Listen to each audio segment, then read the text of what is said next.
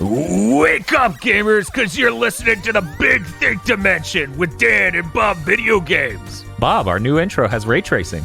Ooh, cool. KZ Excellent. I'm optimistic about things. And Mr. Feel. Finally, a teachable moment. Here on GigaBoots. It occurred to me in the last week that this should have been named First, Better, or Best. This episode should have had that title because it's the first episode of 2021. Too bad we wasted that on 96. We just couldn't know. Well, we didn't know. No, we didn't know. Hopefully it's not our best podcast. We didn't want to think about Xbox anymore. You know what? I deal with it every day. It's plugged in. I barely use it. It's generating heat at all times. My PS5 is getting heat from the Xbox on it. I never use the Xbox. Except we found out something really important in the last week. My PS5 sucks shit as a Blu-ray player. It has hitched the fuck up during was it 2 or 3, Bob? I think it's 3 now. Was it 3? Because I remember JoJo's and not Cyberpunk, Blade Runner. Blade Runner 2049. I thought it did it one other time. But yeah, the PS5 just shit its pants every time. So I've been using the Series X in its final days as a Blu-ray player. It's okay at that, but this is how bad it is as a general. Like, its functionality is identical to the prior Xbox, but a lot of people don't use these, so they don't know. To save battery, your controller will turn off every episode of an anime. So you have to turn your controller back on to skip the ending. Oh yeah, that's me. Watching the award-winning anime Cross Ange, it always turns off. Yeah. So when I want to skip it, because it's also an anime DVD, so there's like fucking 3 scenes worth of credits or whatever. Mm-hmm. They're like, here's everyone who helped work on this. I'm like, I'm good. I watched the ending. Yeah. I assume many people made a thing. Yeah. That part's annoying, but hey, at least it works, whereas my PS5 is not so much working. I had a weirdly similar hitching issue like we had in JoJo's, but on my Xbox One X over here. When I watched Pat Labor. Yeah, it was weird. That's concerning because I've been playing Blu-rays on this, and aside from me 3 times now putting the disc in wrong, it's worked fine.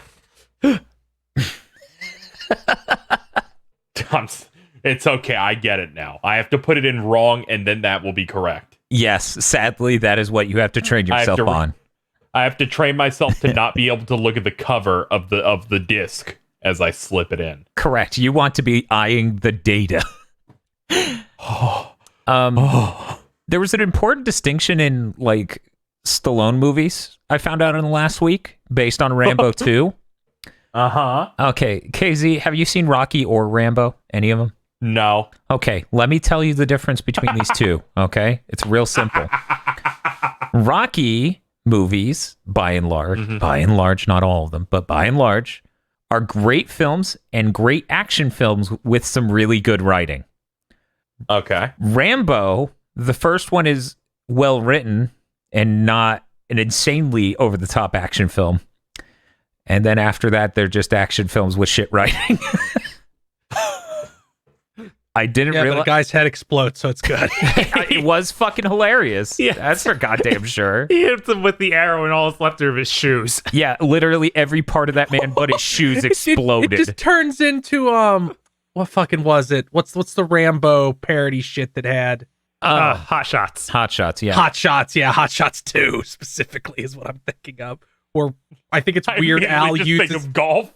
uses the chicken as an arrow for the bow. It's really weird that they did that parody because it's like, this is already parody level. How do you go beyond It's not Weird Al, it's fucking Charlie Sheen. Yes, it's Charlie Sheen. I was like, maybe Weird Al did that. I didn't remember it being Weird Al, but it's been a while. Have you seen Creed? No, wait. I have not. No, I have not. And they made 2, right? Yeah. Yeah. No. They're making a third. Like the fucking whoever's the main actor, I forget, Michael B. Jordan. I think he's directing the third one.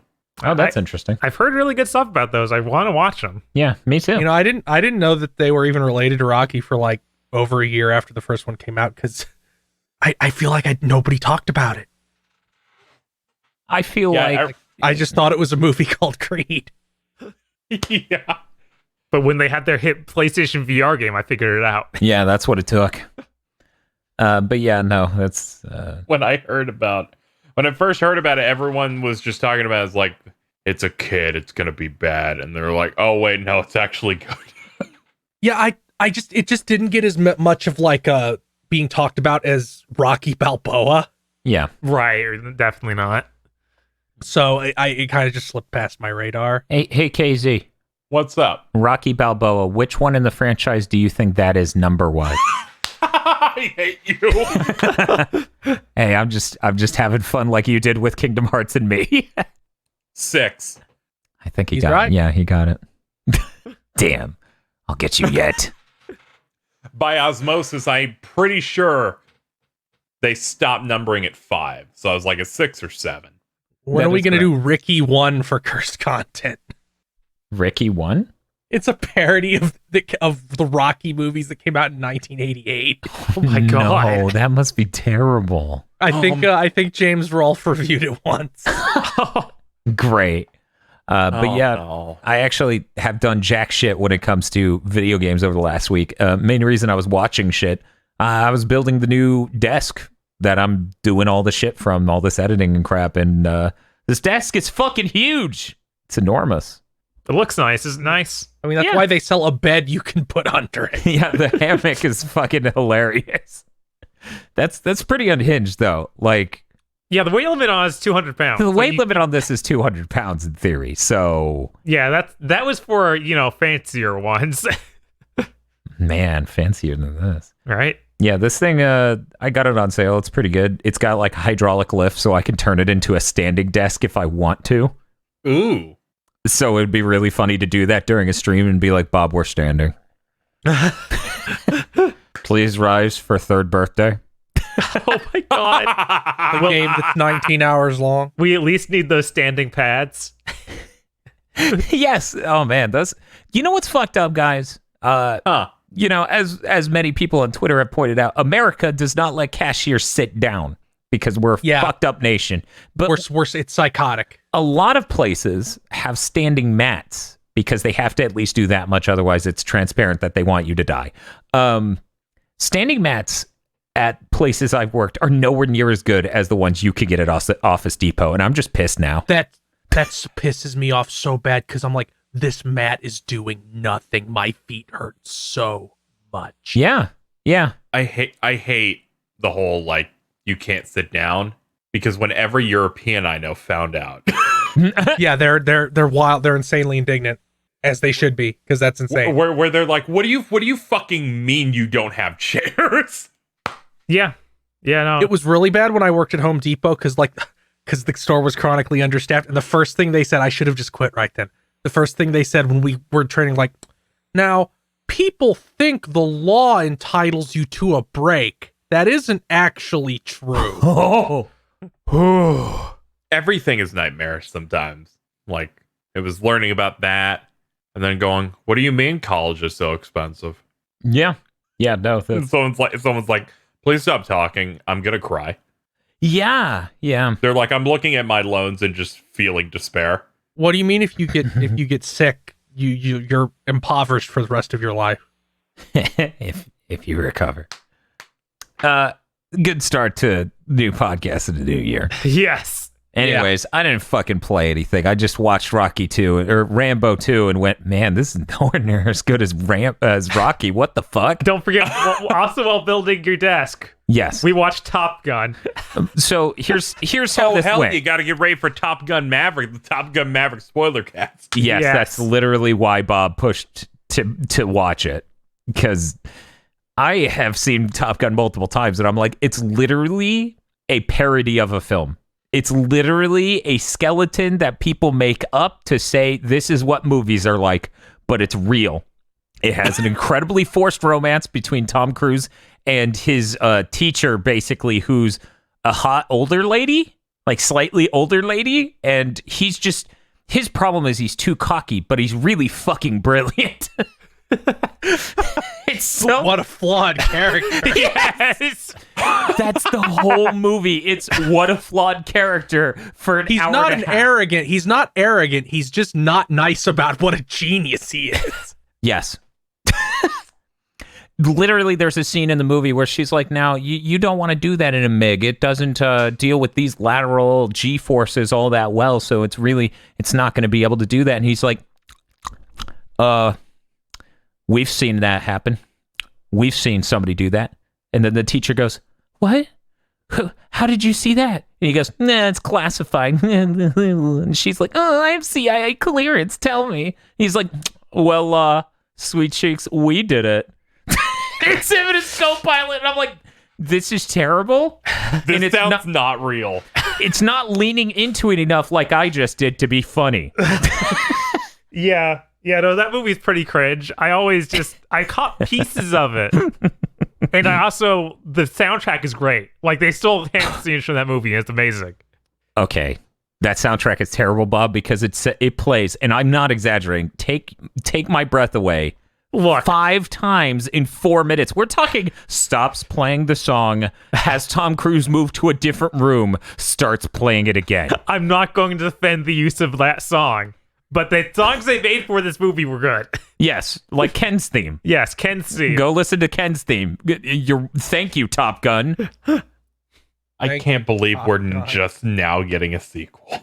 35 years later. There is nothing in that movie. I always caught pieces and assumed there was some enemy faction they were fighting that got developed. They're just on the highway to the danger zone. This whole thing's a pissing contest. Yeah. There's no real threat or enemy or anything. It's insane. It's completely insane and a terrible movie. Yes. I'm glad that you know that now, but I've known this since ROTC when I had to watch it. God. It's so bad. I was really surprised. It's unreal. I think the largest problem I've always had with the movie is they show this to recruit people, but then nothing in the movie matters and people die horribly. Yeah, like halfway through at the end of the second act, his co-pilot dies in a training exercise that they really didn't even need to be on. That's kind of raw. It's so abrupt that everything sucks, but since it has fancy jets flown by the actual military and footage of it, and it's, about American exceptionalism, people really like it, I guess. The 80s were a different time. Did you play anything this week, Bob? I did, actually. Okay, what'd you play? Ooh. Ys 9 had a demo release. Oh, you mean Monster Nuts? Yeah. Monster Cocks. It stars the boss of Parasite Eve 1. No. I swear, third birthday's just gonna open with, Aya, we need you to swim through that pool of semen. I'm so glad we're entering a third year of Big Thing Dimension. The game just starts with her sitting in a jar and she doesn't know how she got there. God, No, not the jar. No. Can't have shit in this house. Ys 9 was a lot of fun. I'm very excited to play more of it. This is a little chunk of demo lets you play 2 areas. You get total of, what is it? 2 teams of 3, only 1 new character for the second team. So 4 characters total to get to try out in this. But yeah, the action combat from the previous 8 is still in there, but they've added a lot more movement options. So now you have things like a gliding mode by holding the X button, and you can run up basically any wall, which makes me worry a little bit about how they're going to design dungeons. But so far, what's in here seems nice. They've found places to hide things and stuff like that pretty well. And you got like your perfect guards and your time dodges. So I had a lot of fun with that. Yeah, something some people have confirmed elsewhere, but worth noting here. Man, the PS5 makes that run well. Okay, I that's the only way I played it. Yeah. So I'm sure. Yeah, that's... Yeah, it looked like it ran like shit from everything I've seen. I'm so happy, that we're in that next gen. So all the cross gen games that are gonna run like shit, we're safe. Yeah. Yeah. Yeah, no, it's great. They can just release a Ys game that doesn't need to be held back by a portable. And also, It doesn't look great, so I'm really surprised it runs that bad on PS4. Wasn't that supposed to be one of their first games on their big new engine? I think so. No, it was it was explicitly not. That was the first game they started using mocap for. Oh, okay. So this is the tail end of the Fire engine? I don't know if the Fire engine was used for Ys. I think that might have only been for... It might have been, but the thing with their new engine is their game that's coming out in the summer. Okay. The Ys 8 and presumably 9 are built on their own engine called Yamaneko that they've used for like years. Great. It seems to be really good. Because I think this is technically still the same engine that they made Ys, the Vita one on, Memories of Celceta. Oh, cool. It looks it. It really does. I would love to see an actual graphical improvement larger in this, but at least they're adding gameplay things that are neat. Like having the wall running and stuff. See, Bob, they were gonna use Unreal Engine 4, but they saw Trials of Mana and they went, man, we really don't want to start every cutscene with Charlotte walking up like she does. Charlotte. There was some YouTube video about their corporate culture that came out a little while back. It's like everybody under 50 wanted to use Unreal 4, but the senior people were over 50 and wanted to make their own. Well, I'm really fucking glad that at least the younger people there have a goddamn clue. Of course, they just look at every other game that comes out. Right? It's like, I'm sure that's the exact same situation in Platinum. Bob, remember the water thing? Yeah. He's in an underground labyrinth sort of thing, and there's water, flooded up to at least knee level. Mm-hmm. And it has that fucking shader plot problem you motherfuckers haven't seen since PS3 gen. Where the shader can't work at the edge of the screen, so it just infinite stretches the same fucking effect of the water, like, I don't know, 100 pixels up. It looks so bad. Yeah, no, it looks pretty terrible. I'm like, is this Unity? Hopefully, like, they're upgraded animations that are definitely in the next Trails game that's coming out, not the one that we talked about that they just announced, the one that isn't localized yet, because... Maybe that will carry over to East because those look like real graphics. It's so funny that fucking that new Trails game that's going to come out to the West next. Mm-hmm. Where recently they had started like getting anime openings, like every JRPG, where it's like, they just paid a studio to do something. This time it was like in-game graphics intro because this is the first time with presentable animations, and they were proud. Yeah, they're using any mocap now, and it's so funny to see what an enormous improvement it is. Like, I looked at the intro just out of curiosity. I'm like, oh my god, it's animating. I don't know who any of these people are, but it's animating. Great. You just have to pretend they live in the year 2000, where everyone else is in 2020, and just marvel at it. Different expectations. Oh, yeah. Just imagine someone is making this game right now and goes, damn, I'm a genius. Yes. What's your outlook on this, Bob? You looking forward to it? I'm pretty positive. I'm gonna pre-order it soon. You do have to mess with the camera a lot to get the feel like a camera should feel. Luckily, they give you the options, but it starts with camera movement smoothing, which makes it feel bad. Just really bad. When is that coming out? It's like early next month, February 5th like or something. It's kind of like the first game to look forward to this year, I think. Yeah, I think that's right. I think there's something in January. But you play anything else, Bob? Yeah, of course. Of course. I've been calling it Pathless for months. It's the Pathless. The Pathless. The Avowed. Yes. Do you need to make that apology in this big think, Bob? Because we didn't do it on any of the content that it's relevant to. Apologize for that. Yeah. No, I'm not apologizing. Oh. No, not saying the name wrong. Oh, okay. The category it should have been a part of. Yeah, I forgot again. Wow, you forgot again? Playing this. Uh-huh. You get this companion bird that's always with you, your little eagle buddy, and they have gameplay mechanics around petting it, and it's really great. Oh. Unfortunately, there are certain categories that I did not know in time to put it in for Game of the Year. And some things are questionable that are in one of those categories. I have no idea what you're talking about. Everything. No. I think we make the case for everything in those perfectly fine. Yes. You're a bastard. I agree. But yeah, petting the eagle's real nice. Previously, I only played like a little bit of this game, but I sat down and played like another probably 2 hours or something. Got to see what it's all about. I do not care for this game. It looks really nice. The art is great. Yeah, the art looks amazing. They have this really weird mechanic for how your movement works, where you have a run and a stamina meter for it, but your stamina doesn't recharge naturally or anything. You have to shoot arrows at targets that are floating in the air everywhere. So your stamina drains super fast, and you're constantly having to shoot these arrows into them to get speed buffs and keep your running going.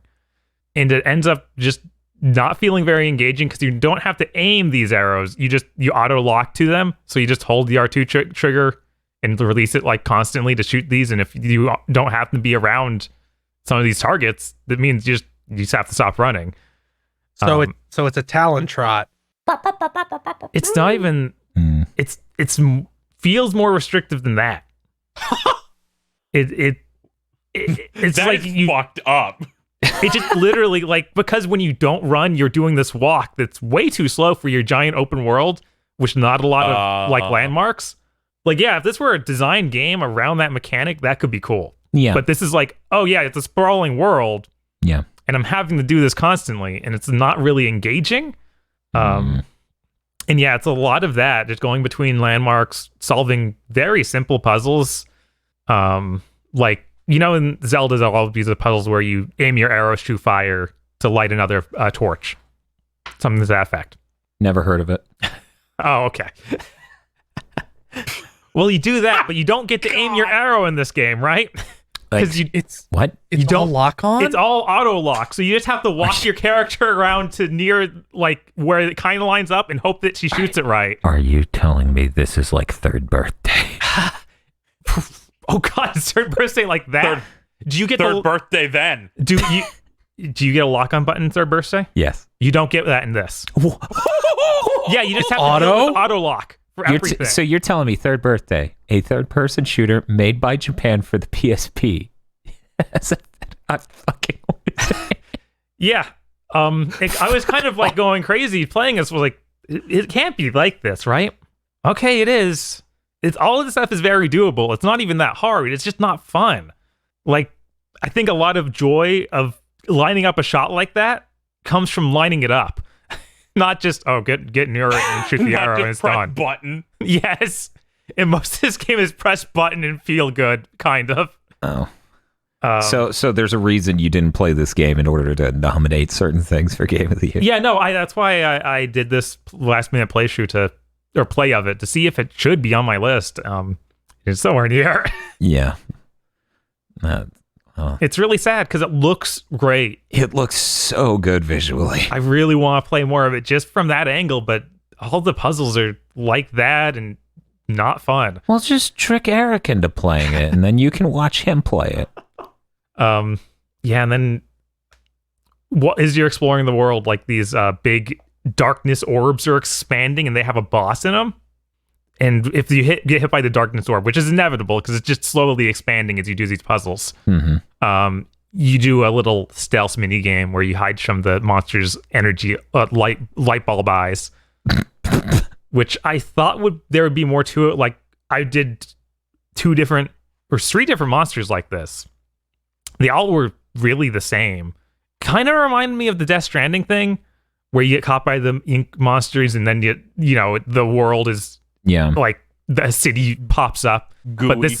But this is a lot more like, okay, we cut into a different area for your eagle to get knocked away, and you have to find the eagle while this thing looks for you. It sounds like it could be cool, but your tone implies it isn't. Yeah, when it's almost identical for the different monsters, it comes off as boring. And when it's stay out of the light, and if the light hits you, just stand still. Like, there's no real toughness to it. And again, it's an open world area, so there's nothing unique or good for stealth gameplay there. It's just a field. So it's not exciting. It's like, okay, that's the point I need to walk to. I'll walk there. Okay. When stop if he looks at me, it's like, I like the idea. Like, it's a cool concept. It really is. I don't feel like it was executed well. I guess this is the first like action-y title over there because this is the guys who made Abzu. Oh yeah, I forgot. Oh. That explains the art looking so damn good. Yeah, though. So I don't know. Pick it up if it gets insanely cheap on sale or something, or if you just want to see something pretty. That's all I can really say for it. Unfortunately, I really wanted to like this game. Yeah, no, it looked really cool the first time I saw it. I'm still gonna try your copy, but yeah, I'm pretty sure I won't. I'm pretty sure it won't stick with me either. Did you play anything else this week? Oh no. Just one thing I played for like 20 minutes. Okay, well, I played, What we got? I played the beginning of Greedfall because it went free on PlayStation Plus. Yeah, I actually intend to play that once it gets its next gen update. Oh, is it getting one? Yep. Okay. I booted him like, oh, this is 1080p. Goodbye. It being 1080p didn't bother me that much, but then when you get in game and everything runs in this bizarre, like it doesn't feel like it's locked at 30. It feels like it's doing something really weird where everything is stuttery. Well, it is made by like it's made by Eastern Europeans, I think. Mm-hmm. Oh, okay. No, they're French apparently. They're French, and they made shit like Technomancer and Bound by Flame. Yes, spiders, I believe.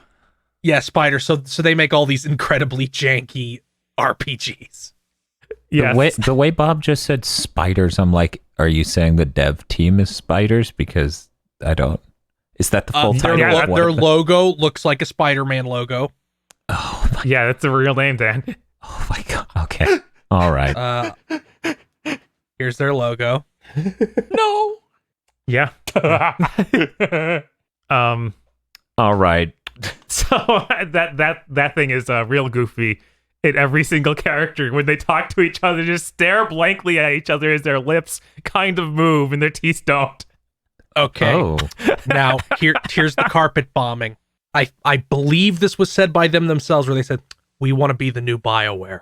I mean, it gave me a really strong Dragon Age original vibe. Oh god. Do we need to talk about that? Because Phil had a stroke and 'cause Bob I'm had a about- stroke. If you're about to give it to me. Yeah, you can go ahead, Phil. Okay, well, I'll segue to Phil by going, hey guys, in the last week I didn't play much, but I found out Dragon Age Origins is apparently the first Dragon Age game, which is stupid because, of course, the first game in a series is gonna be the Origins. Why did they name it that? This whole time? I thought it was like the second or third or something. I have to assume that is on EA because most of that game finished development before they were bought by EA, but not all of it. Yeah. So Now- I'm assuming EA was just like, gotta have a subtitle. If I remember right, they made a big marketing push at the time, like all the stuff from Game Informer and stuff like that was saying, oh, it's called that because this lets you choose your origin. It's Origins because there's all these origin that packs. is what That's apparently moronic. I just checked it.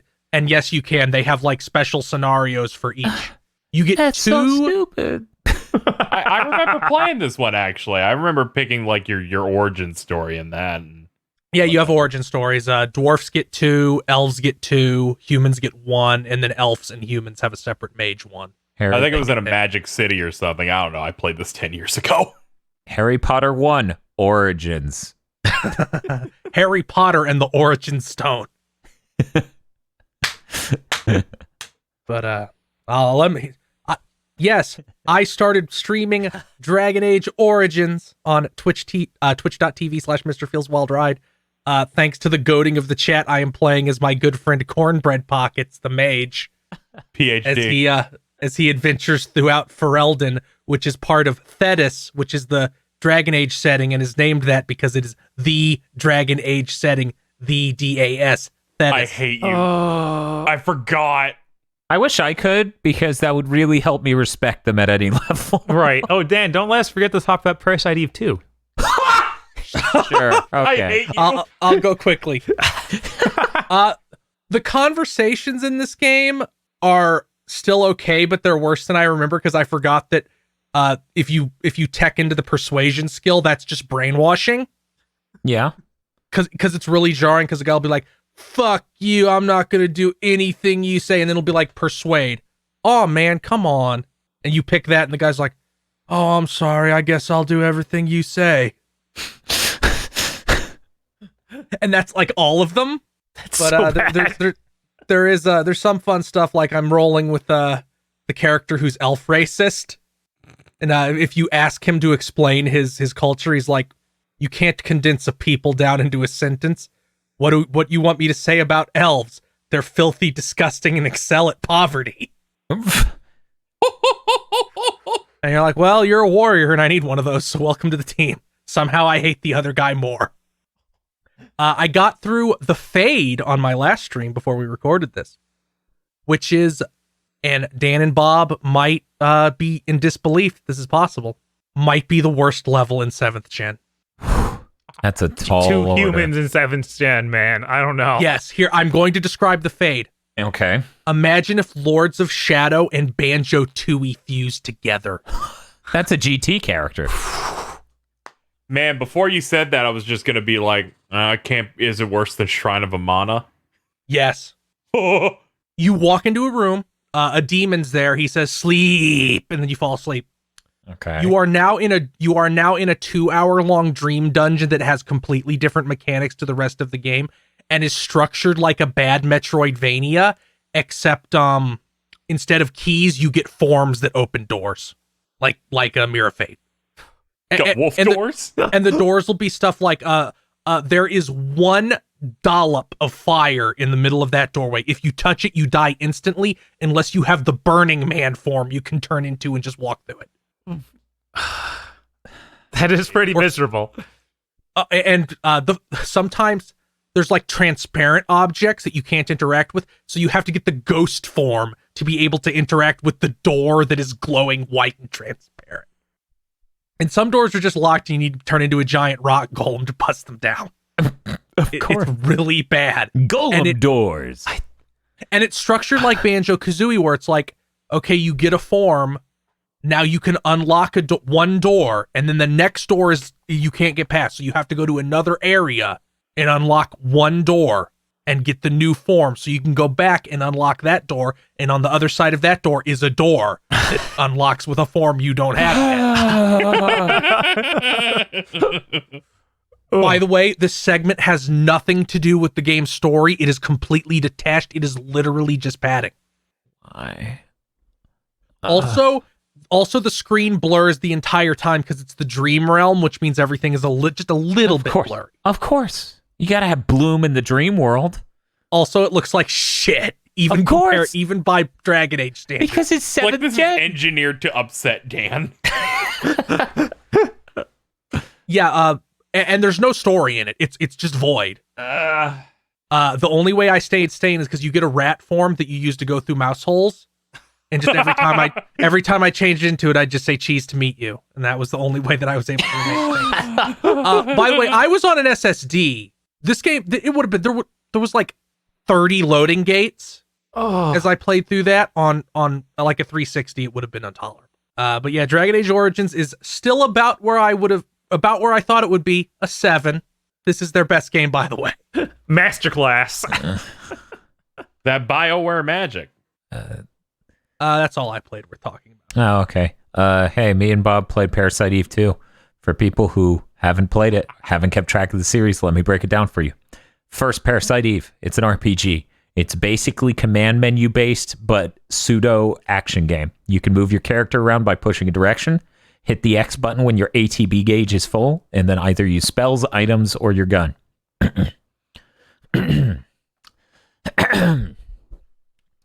Parasite Eve 2 is a bad Resident Evil knockoff where you run around using tank controls and you aim at your enemy by holding a button and then have to command to shoot. A target appears over them. It feels absolutely terrible. No one has any idea why they did this. You can have the target appear over them and hold the gun at them, but they're too high, so you won't actually hit them. A problem Resident Evil 2 does not have. The plot goes barely anywhere. That game took us 17 plus hours, I believe, to beat. It was so bad. There is no way Third Birthday is worse. Third Birthday may have the dumbest fucking ending in the world, but guess what? The plot does shit. So it won't be like getting stuck in a motel in the middle of nowhere for 4 hours straight as we figure out the hyper-specific ways to open different doors where nothing's happening. Did I summarize it well enough, Bob? I think it was more like 6 or 7 hours in that motel that they called a city. They also have a 2-hour or 1.5 hour, I think it's closer to 2, opening segment that has virtually nothing to do with the rest of it. They even give you on guns. the stream you said on the stream it felt like they made it later, which considering they steal all your gear at the end really comes off that way. Yeah, they give you end game equipment that you can't buy literally until the last hour of the game. Yeah, they just let you mess with it there and then take it away. Also, this was a metropolitan setting, completely divorced from the rest of it, where you play as Aya Bray as well. And I think it was to coax people into getting into this game, because originally it was about Kyle Madigan, not Aya Bray. And then they went, well, this is going to be Parasite Eve 2 instead of a spinoff, so now it's about Aya Bray. We need to introduce why Aya Bray, a city girl from New York City, would go out to the middle of the desert. And apparently it goes something like this. So we killed Eve, but mitochondria creatures started going west, so I followed them as they went west. We made it all the way to San Francisco, and there's one outbreak at this one building, so we go there and we do a shoot up, and then there's a fucking ninja who goes, words, and then leaves. And that made us decide. That made us decide to follow a tabloid lead saying that cows were being dissected and stuff out in the desert, to believe they became mitochondria creatures and then go out there. Hey, Bob. Yeah. Fun fact. We didn't see one neo-mitochondrian creature that was a cow in the entire game. Of course not. So the fucking segue to the point of the game doesn't even make sense. No. Well, the cow-like one was the puma. No, the puma was the puma, which was a dog, which was a camel. And it had a human face, so it doesn't count. Obviously, it was a human. KZ, it looks like a fucking camel, right? Uh-huh. But they say at one point that it's a puma, and then the game just agrees it's dog. It doesn't look anything like a fucking dog. Oh, okay. You make a good point. It's insane. It was so insane that's what Justice Egg had to make our thumbnail. It had to focus on this ridiculous bastard's face. Now, KZ, I normally wouldn't ask you to cut an image into a podcast like this, but these people need to fucking understand. This is how stupid every enemy in this game looks. This is the alleged puma / camel. That is unedited. That's unedited. That is in-game. That is supposed All to... right, you're fine, supposed to be scared. Just make sure to put it in the zip file. You're supposed to be terrified of this. I am! What ending did you guys get? Weirdly enough, we got the best one. We really didn't intend to do that, but then since we accidentally kept doing it along the way, there was a lost cost fallacy, and we just kept pursuing it. Man, that game's plot really sucks. I'm going to spoil Parasite Eve 2. I don't think any human should care. Anyway, here we go.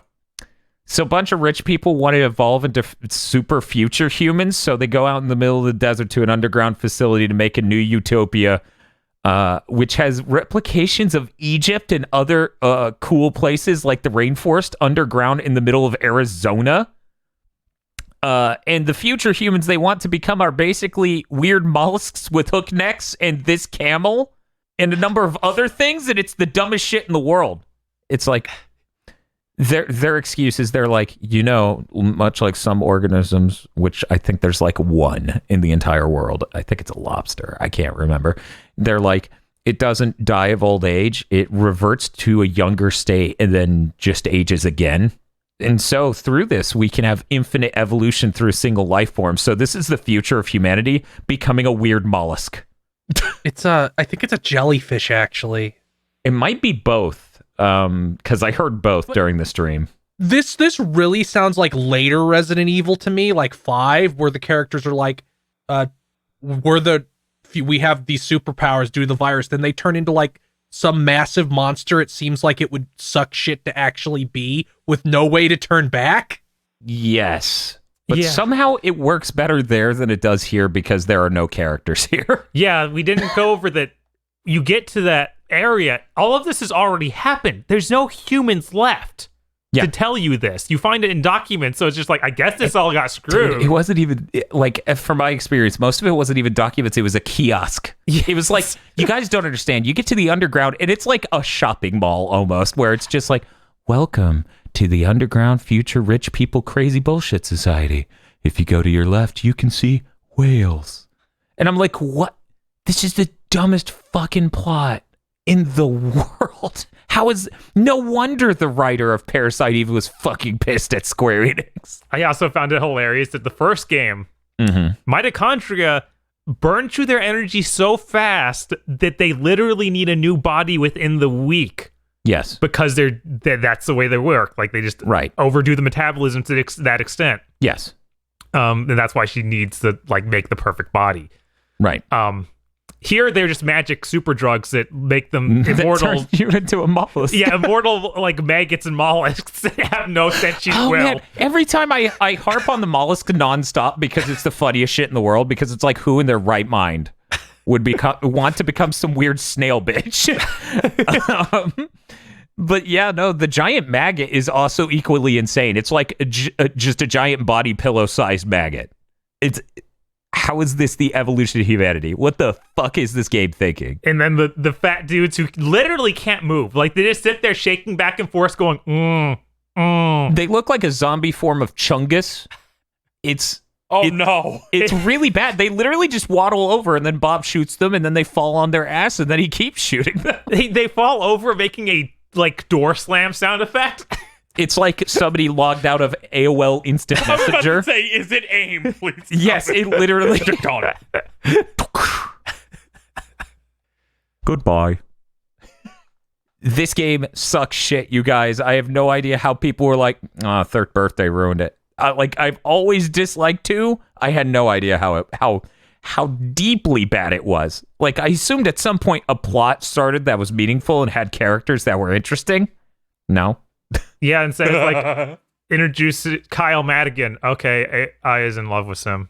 That's it. We're done. That's okay. That's important lore for Third Birthday, apparently. Well, she's a woman, so she needs a love interest. Yeah. That's, you know what's great about 1? Didn't have that. There was the vague tone at the end of that game of either they're all just casually hanging out as friends, or Aya Bray is so cool she gets 2 boyfriends to go to the theater. It fucking doesn't matter. Either way, she's a badass when she walks out of this. And meanwhile, 2, it's so bad. They explained that the mitochondria wanted to keep her looking like a young 20-year-old because that's ideal for its host, and she seems upset. It's the dumbest thing. She thinks about this when you stare in a mirror. Yeah, it's like, it's been 3 years, so the mitochondria... You shouldn't have even noticed yet. Yeah. Right. Yeah. Yeah. She's, what, 21 or something at the end of I think the first she's one? 25 in 1. Okay. And since this is 3 years later, she's in her late 20s instead of her early 20s. And let me be honest, most people can't tell the difference. Yeah.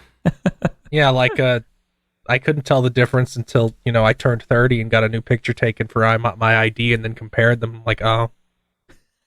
You're like, oh, I see. But yeah, Parasite Eve 2 is terrible. There's no way Third Birthday is going to be worse. 1, because I enjoy the gameplay.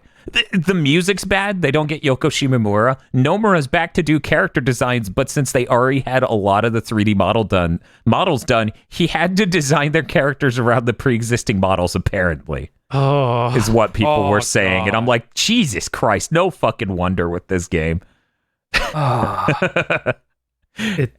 Yeah, the music is so bad. My eyes will not even be there. Yeah, it's hard to even recall, but during it, you're like, man, this is some real director's cut Resident Evil basement shit. But yeah, let me the be fact clear. that she didn't even come back is just like fucked up. That who didn't? Shimomura doesn't do music in that. Oh, one. yeah. It's fucked up. Yeah, they do remixes of her songs, and they're all nightmarishly bad. I think they have 3. But yeah, let me be clear, everyone. If I thought this game was this bad, I wouldn't have offered it as a stream goal. I had no idea. Yeah. I had no idea. Well, it's good to know that as Man. you quit energy drinks, she can survive a stream that long. Yeah, that's always a good test. I rented that game when I was little, but the place only had 2 copies of disc 2 somehow. So I got my money back and rented something else. Boy, did I fucking dodge a bullet. Good job. So that's what we played. Hey, Casey, what you been playing? It's gonna be starting next week, but I started playing some for the channel.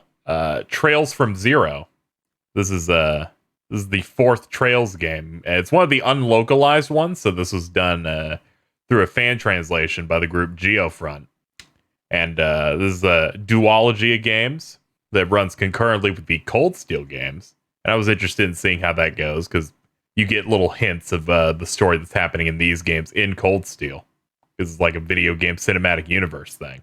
And the justification for what your main pro tags do in this game is hysterical, especially given the past year.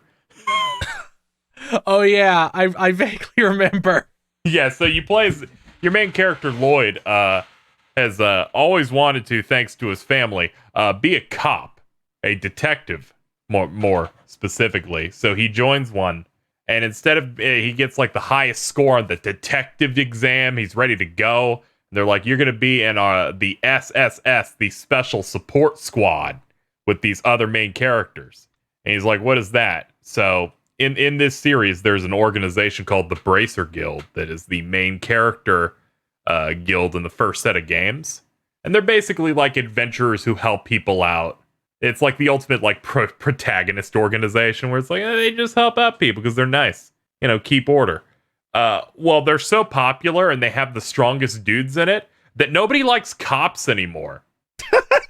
So what the police department has decided to do in Crossbell, which is where this game takes place, is to create an organization within the police department that does bracer side quest jobs for the people who live in the city to raise the reputation of police officers. You're literally a marketing stunt. You're a PR stunt.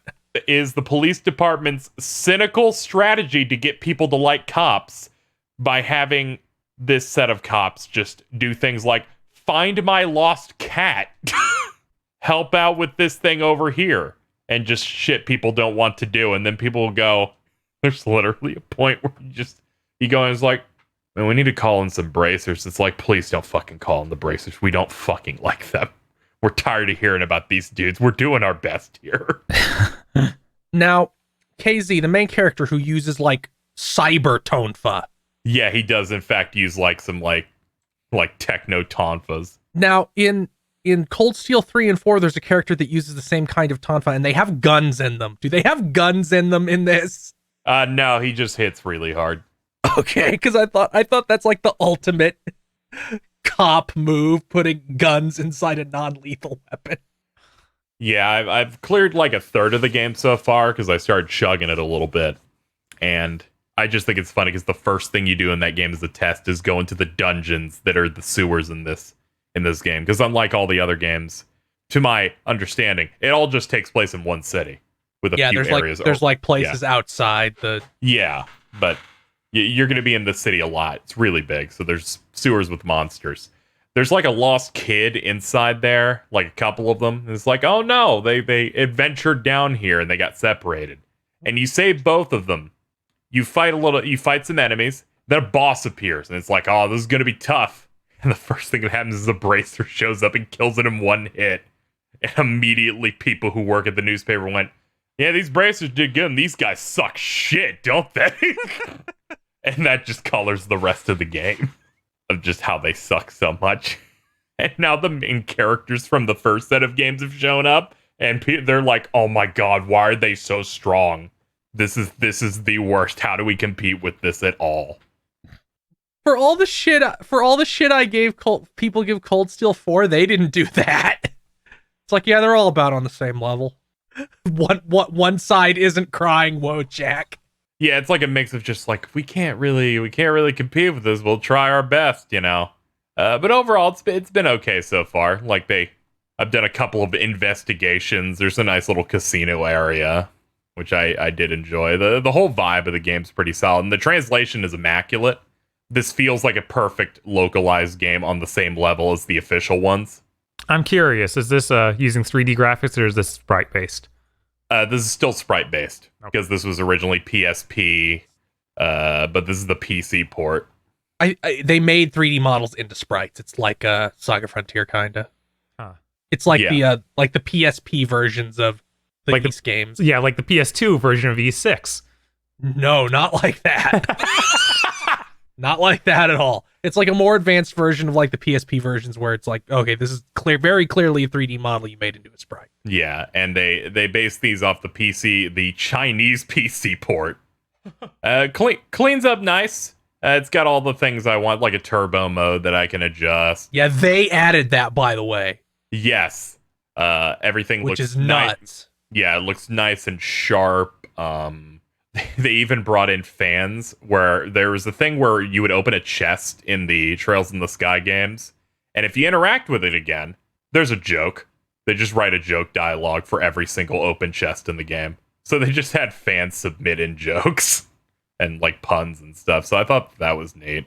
My favorite one of those is one in Trails in the Sky, the second, where it's like, yeah, chests in this other part of the world don't talk, and that's where the Cold Steel games take place. You're right. Those don't actually talk. God fucking damn it.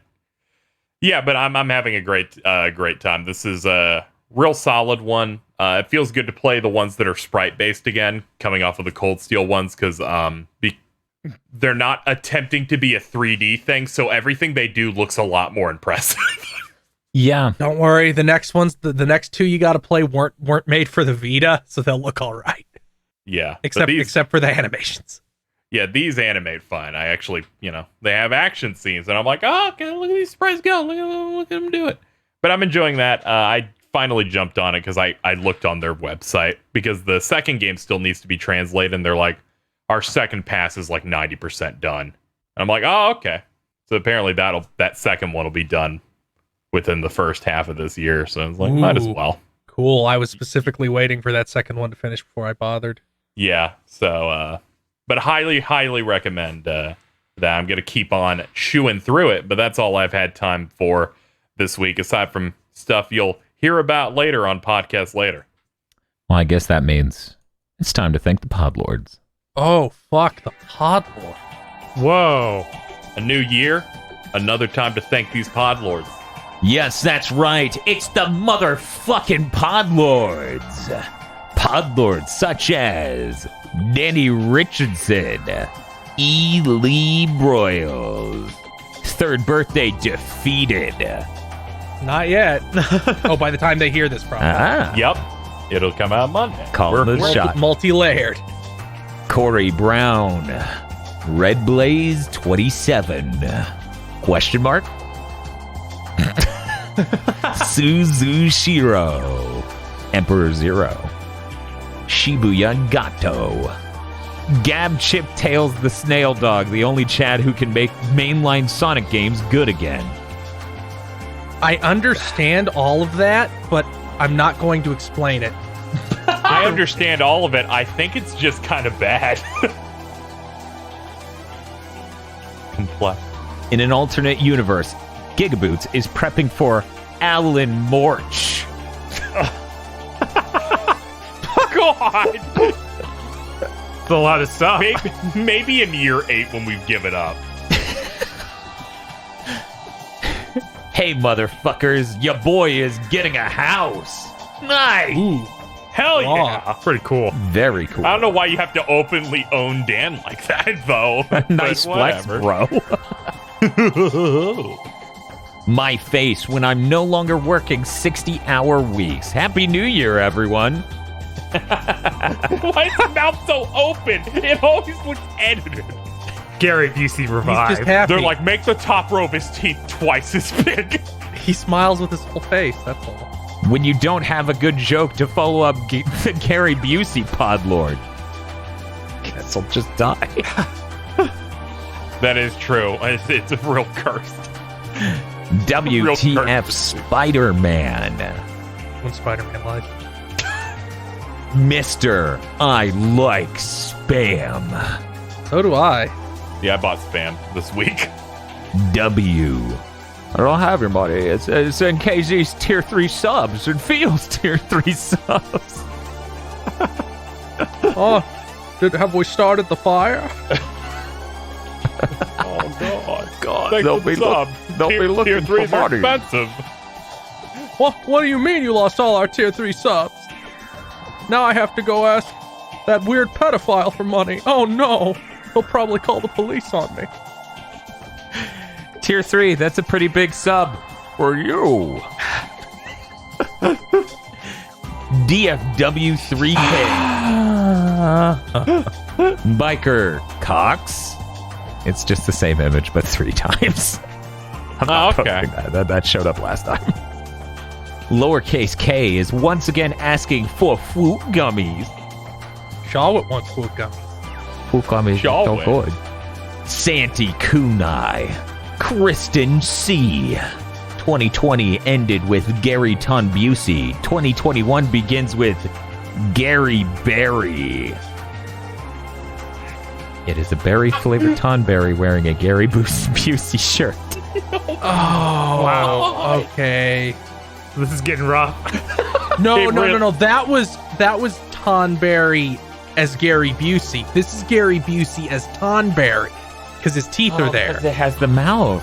My God. Now I see the mouth. Oh my god, that is the worst. Imagine that. Imagine just having a full ass mouth facing out the same way your ear does. Devil Summoner Raiju Kusanuhu versus Switch Edition! That's how that's written. No. Okay. Oh, Okay. I'm gonna be honest. If that was how it was written and I read it perfectly, I would be astonished. Jesus Christ! I thought this is how deranged they've gotten. This is how deranged I've gotten. I've written the same word for like a year straight. Oh man, look forward to Schligda's Poo or whatever his fucking name is. Help! I'm stuck in the nightmare zone known as retail and keep forgetting to change my Podlord name. Oh. Well, at least the holidays are over, so things will get tolerably miserable. You ever just disassociate and forget to change your Podlord name? Yeah. Anyway, crab emoji, crab emoji, crab emoji. God, We have a it's good so many streak. Everyone's just coming into this first episode of the new year exhausted. Yeah. Kyle Bjork. Passing coded messages to secret agents via Podlord names. Lock the Chest returns to reclaim his place among the Podlords by force! And money, I guess. Oh. Happy New Year. Happy New Year. Money and force are the same thing. Mamma mia. Apple Gothic fully completed Age of Calamity, and Hestu's VA, being Sailor Mars, is still distressing. Zilter. Maybe the real Xbox Series X and S were the enemies we made along the way. Feels like it sometimes. You know, the Series S has as of now not wronged us personally in any way, not like the Series X. Harvey Birdman, aka Dean from Discord.com, my friend. I'm yelling at you via my Podlord name, playing my tabletop game, Zasterder. This is a hell of a call out. Yeah, Wow. no, this is fucking ridiculous. All right. Talk about overreacting to being left on red. His for the motives money. are complex excellent. Oh, okay. These are too dark. I can't see. Help, I'm They're not blind. prescription. Well, we're the future's so bright, KZ, you won't need eyes to see it. Kuruzora wants you to platinum 13 Sentinels too. That's fair. That 2 is an also or the sequel? 2 TOO as well. You should all platinum that game, is what they're saying. Already done. Done.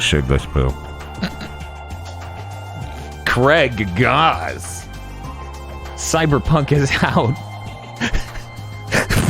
But I'll wait 4 months before playing it. Did they add a month? Add some more. I'm sorry. Yeah, I'm sorry. You need more. you're gonna need to wait until it comes out on PS5 minimum. It's gonna take a minute. They got to work on the multiplayer mode they announced for it. It has to be long enough that they can roll out their Final Fantasy XIV A Realm Reborn press cycle. Zebo 101 saying goodbye to 2020. That's fair. That's good. What do you mean the Game of the Year audio files are 42 hours total? And then Casey's like, wait a minute, I'm not editing that. Who cares? Yeah, who gives a shit? Also, you're not too far off, Podlord. All I'm saying is look forward to our Game of the Year podcast finally ending in July. The next change your life purchase after the OLED, nice chair, good mattress, and wool socks is a bidet. Golden boy. That's correct. God. Well, that's specifically for me, so I'll think about it. They make bidet attachments. Yeah, they do. I always wondered if those are good. Here, I'm replacing that image with the much more clear version. It was a GIF. That's the problem. Of course. Oh, okay. Thank you. Oh my god! What the hell? You ever Everything okay? You ever just die? Yes. I'm sorry, Jucifer, but this is more important than crabbing it up. Bob Dio Games. See, it's Bree. God. Yeah. And this is. You're getting jarred. Bob is most is cheese. Oh my. That's fair. That's really fair. Bystander. That's pretty good. That's my favorite one this episode. Tosh asks, why is the 512-ounce soda called child size? Dan answers, because it's roughly the size of a 2-year-old child. It's liquefied. Oof. and then she becomes Jira and ruins all. Cooper Tank. Tonbergerl. See, this is getting too close to Tom Bergeron. This is the hardest Podlord to read. I love Tom Bergeron. The storm that is approaching your PC. You know, that's who Tom Bergeron You're right is. now. Yes. And my motivations for Game Pass are complex.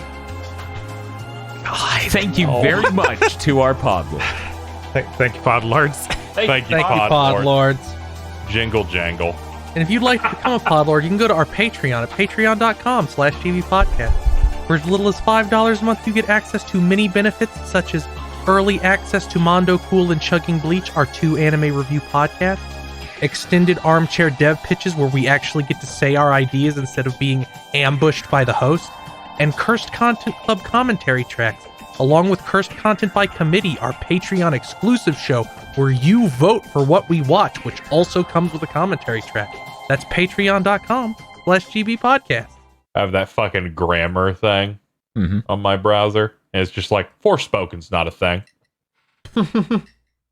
Like, what are you doing? Well, it's a tie-in with that new Microsoft game, Awoken. Yeah, what's the deal with Forspoken, KZ?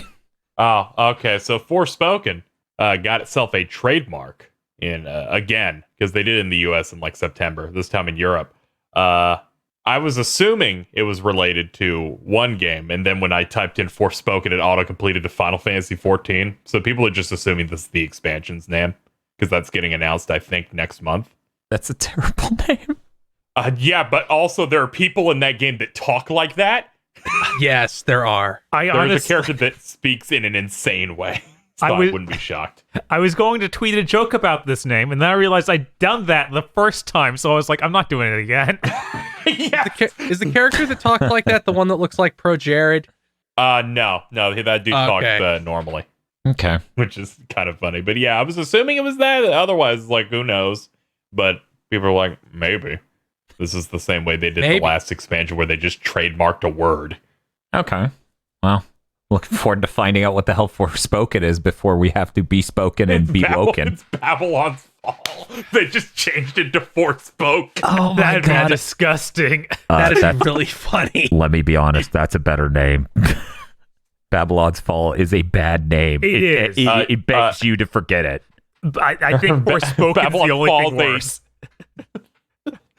Babylon's Fall is like, man, is this 7th gen? Yes. It Yeah, it just, has that energy. It has a very too human energy. Babylon's Fall, Deliverance. Babylon's Fall Ascendance. Babylon's Fall Judgment. Yes, no, all of these sound right, so it's proven the point. Hey, Age Casey, of Climaxes. hey, Casey, do you have any other news? Yeah, this happened while we're on break. They announced DNF Duel. This is a new ArcSys fighter based on Dungeon Fighter Online. A game that I may have played once. Yes, I also played once. Yes. Also, apparently, aiding is involved. Is that how you say that company's name? Yes. That did like Marvel vs. Capcom 3 and I think Tatsunoko vs. Capcom. And Bloody Roar. Okay. But yeah, they showed some of that, and I'm like, this looks cool. In Fate Stay Night on the PSP. What? Pretty sure. Oh. Okay, now I know it's really going to be good. There's just going to be a random scene where it's like, we need to exchange mana through my cum. Can you imagine? It was a fighting game. It was a Arc's fighting like, game. this is important. This is important. Oh, Yeah. okay. Yeah, no, they make fighting games. Yeah, they only make all fighting right. games. You can tell Arcs has published this because the trailer is 15 seconds long. But what they did show looked cool. I wish I saw more than 15 seconds. Yeah. Yeah. Yeah, it's an ArcSys trailer, so they die if they show you more than 30 frames uninterrupted. It's disappointing that this couldn't be like a new unique IP or anything. It's based on Dungeon Fighter, a game that's just bad. And I mainly remember because Kaijeto-kun made videos about it. I'm sure. Oh my God. I'm sure it's just like a Is Dungeon Fighter Tencent? They were, I don't know, but those Kaijeto-kun videos were made for his bug reports, but they were on his main YouTube channel. It was bizarre. Oh my God, that's Oh right. my god. Early YouTube where it's like, whatever, I'm going to put it on my channel. You run a comedy channel. Yeah, and I want this bug solved. Yes. God. Mm-hmm. Oh, I didn't know that Dungeon Fighter is apparently insanely massive everywhere that isn't America.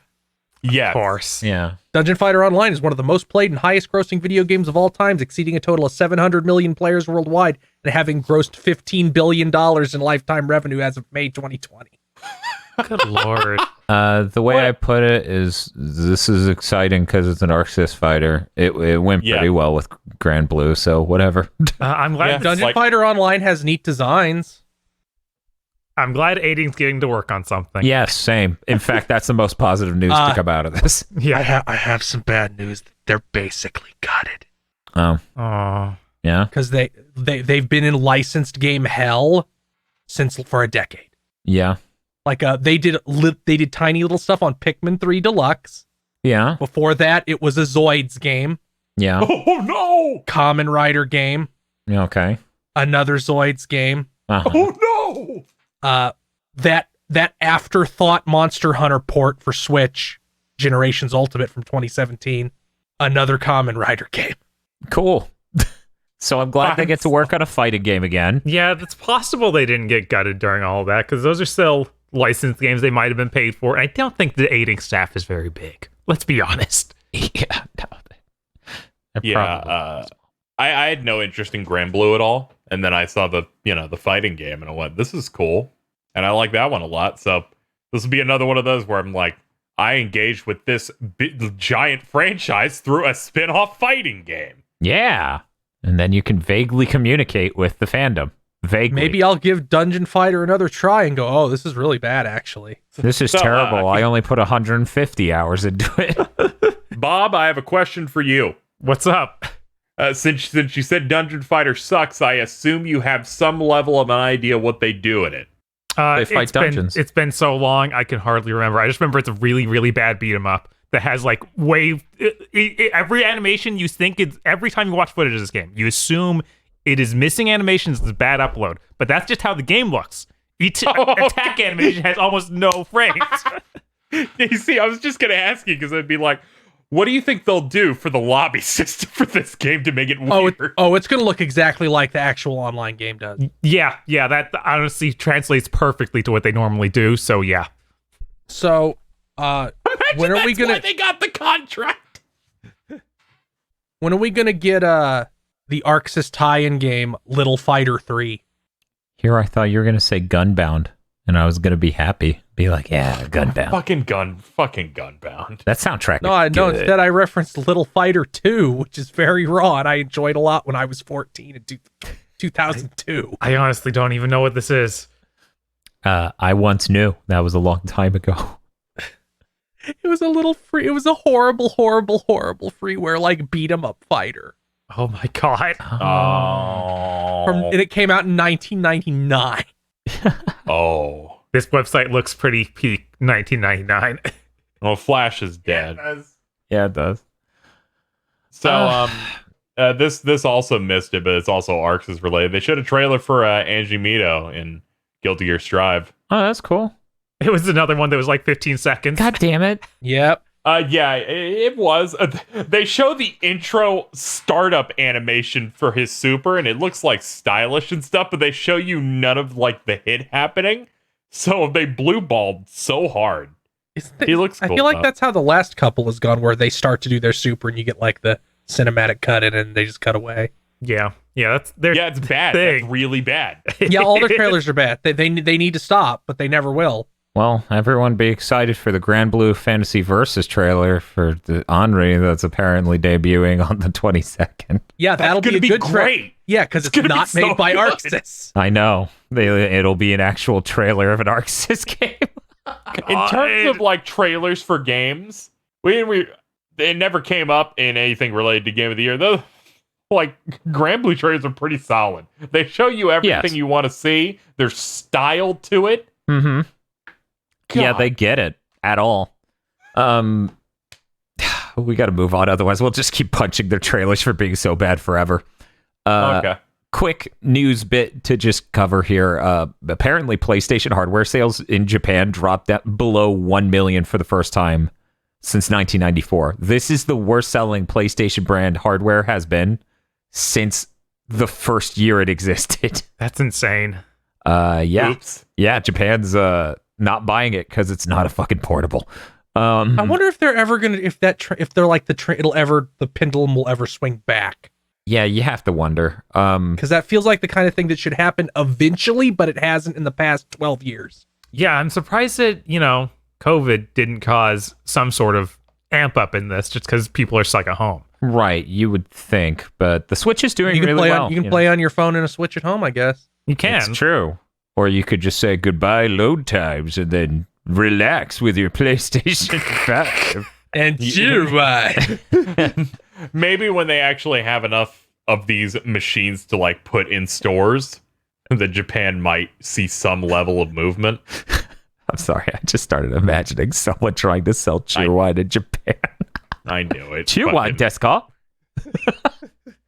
Clearly, they're going to have a lot of space in Japan stores, though, for PS5s, given that they are erasing as many PS4 SKUs from history as they can. And that's true. They, what was it? Pro's gone. They're going to stop gone. manufacturing the Pro in Japan. And there's only one slim model remaining. I believe it's the 500 gigabyte, but I could be wrong on that. It's the 500 gigabyte black. Yeah. So if you want a Pro for posterity's sake, I don't know why you would, but just in case you do, maybe grab that soon. If you're in Japan and listening to this. Well, I assume the manufacturing for the U.S. market's done in Japan. Oh, I guess that could be. 'cause they but I didn't- feel like they won't get rid of the Pro for a little while here. I don't know. The price is only $100 difference. I guess that is that. You know what? Never mind. Because I forgot that they're like, no, we never. Yeah, and they even it felt like they were ramping them down for the last few years. Yeah, it did actually. In fact, good luck finding one right now, from what I understand. Yeah. Honestly, I may pick one up just so we have a functioning Pro in the event we need to cover some game that doesn't run on PS5. I don't know. This is the shittiest scenario. At least with the PS3, there was a justification, right? The 4 didn't play 3's games. In this case, it's like, do you really need it for the few games that won't run? Yeah, at least I still have my Pro.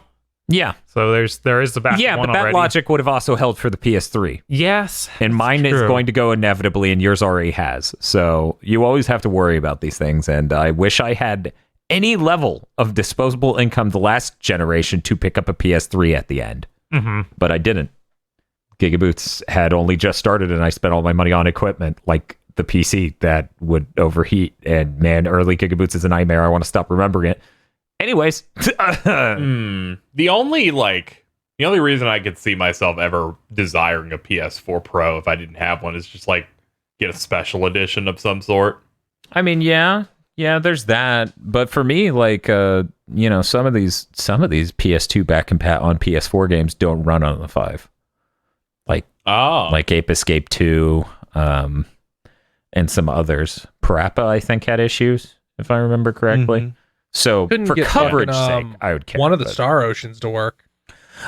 We eventually solved that by deleting the system file, in which case it generated a new one and then it worked. Oh, Yeah. strange. Yeah, it was Yeah. really bizarre because I didn't even have a file, but somehow I guess a system file was created at some point because I never started a new game. I just booted it to the title screen once on my PS4. That was enough. Yeah. But yeah, it seems to be functional now. There don't seem to be issues that I can recall. Mm-hmm.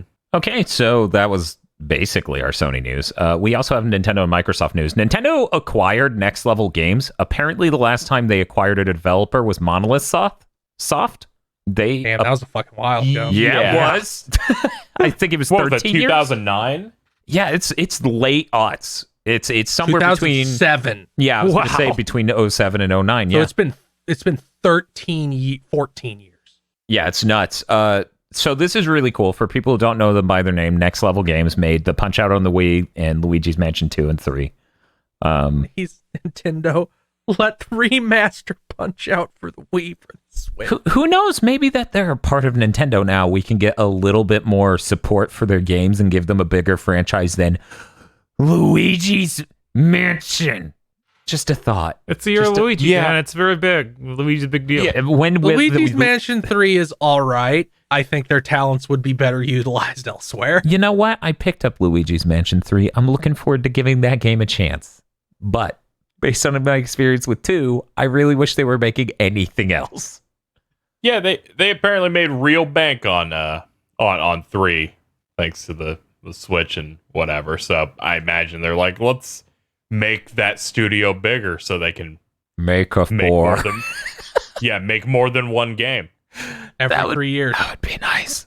They have really good artists over there. I've always been They really do. impressed with like how their games look. And The animations in that game look crazy. yes, they do. Oh, It's- they also it's made wow. Federation Force. Those poor people. I kind of didn't bring that up because that's clearly not on them. Didn't they I know also it do isn't some on of the them. sports stuff? Didn't they do Strikers? Yes, they did. They did Strikers on the GameCube. They were going to do some other. They were going to do a volleyball thing on the Wii, but it got canceled.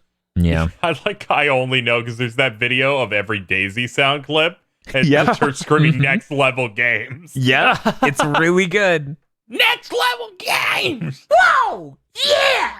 And then saved you a click video games. It's like, oh, Jesus. We also got some stuff. Let me clarify. This is speculation. This is tenuous. Do not take this as concrete. But people have data mined out of the Switch OS a Switch revision called Aula, A-U-L-A, and A-U-L-A. Gola? Aula, I don't know. Anyways, it seems to support a 4K Realtek brand SoC, which implies that it could have some 4K functionality specifically for like outputting to a TV. Like the phrasing is 4K Realtek multimedia SoC, I believe, is the phrasing. So Switch Pro, probably. You can watch Netflix in 4K on your Switch Pro. This is super complicated. Don't talk about... God, that's so bad. They had to remove They removed Netflix from like the Wii U and the 3DS, and someone's like, yeah, and it's still not on Switch. Yeah, it's not on Switch because I don't think the Switch has HDCP built in at all. I don't think it does. I don't think there's any way to That's engage that. So they why. that's what it seems like to me.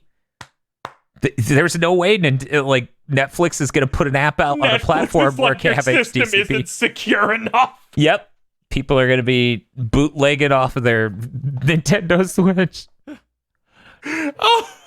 But yeah, the funny thing is people also have seen references to a different revision of the Switch which does not have a screen or a battery, but the fucking thing also doesn't have a cartridge port, so people entertain that it's just internal hardware for testing, not a real public release version.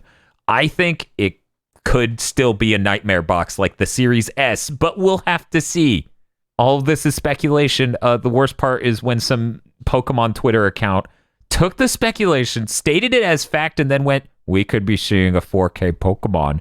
And one of the people who did part of the data mine's like, shut the fuck up. Well, that's like every Nintendo site almost, where it's like, yes, here's a scrap of information. I will now concoct the world around it. Yes, exactly. And every one of these sites has like a micro niche of like insane fanaticism about one thing. So like, there's got to be one out there deep in the interwebs that's just like, we might see 4K Geno in Smash. You see, we're in the great season once again, Dan. We are in I heard there's a direct happening season yet again. Yes, the lists we have are. come up. Mm-hmm. None of them will be on par with the leak list that listed a bunch of different games. And one of them was just Yoshi's fucking Island, and it was just a fat Yoshi on the logo. And I've thought about that for over a year. Yoshi's fucking Island. That's really good. It's my favorite leak ever. I still love when those lists come out and you just see devs saying, like, who would even print this? Why would it exist in English? Why is this even a thing at all? Why would you think anyone would do this? GTA 6 exclusive to the Switch Pro. Oh my god. Yoshi's fucking Island ccomign to the Sprign. That's so good. That's so fucking good. Yeah, all we get now are like coming to the Switch Pro is a launch exclusive Final Fantasy VII Remake 4K cloud version. Okay, now I'm just gonna say tentative title the Sprign. Yoshi's logo is really good. Oh my god. Oh my god, you're right. Yes.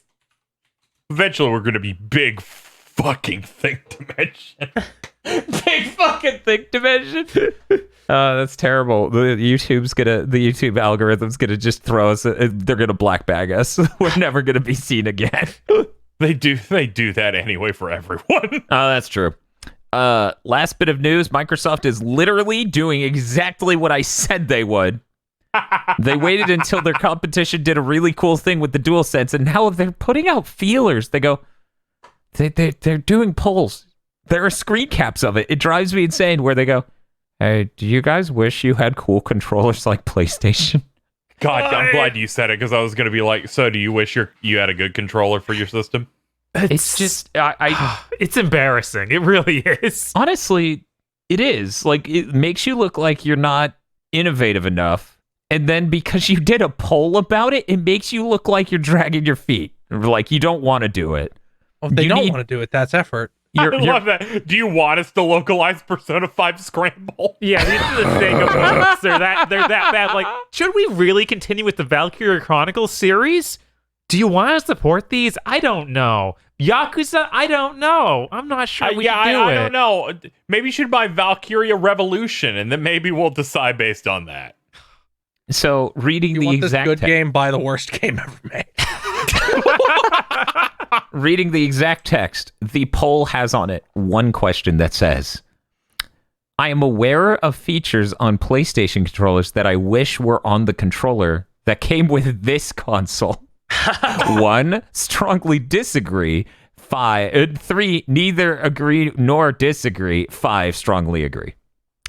I disagree. The triggers will break after a year. Oh my god, one of these questions is, does this console feel next gen? Yeah,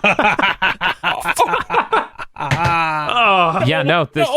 Here's the thing. Like, how can you sit there and say we're being too rough when the shit we say about their console is literally in their polls now?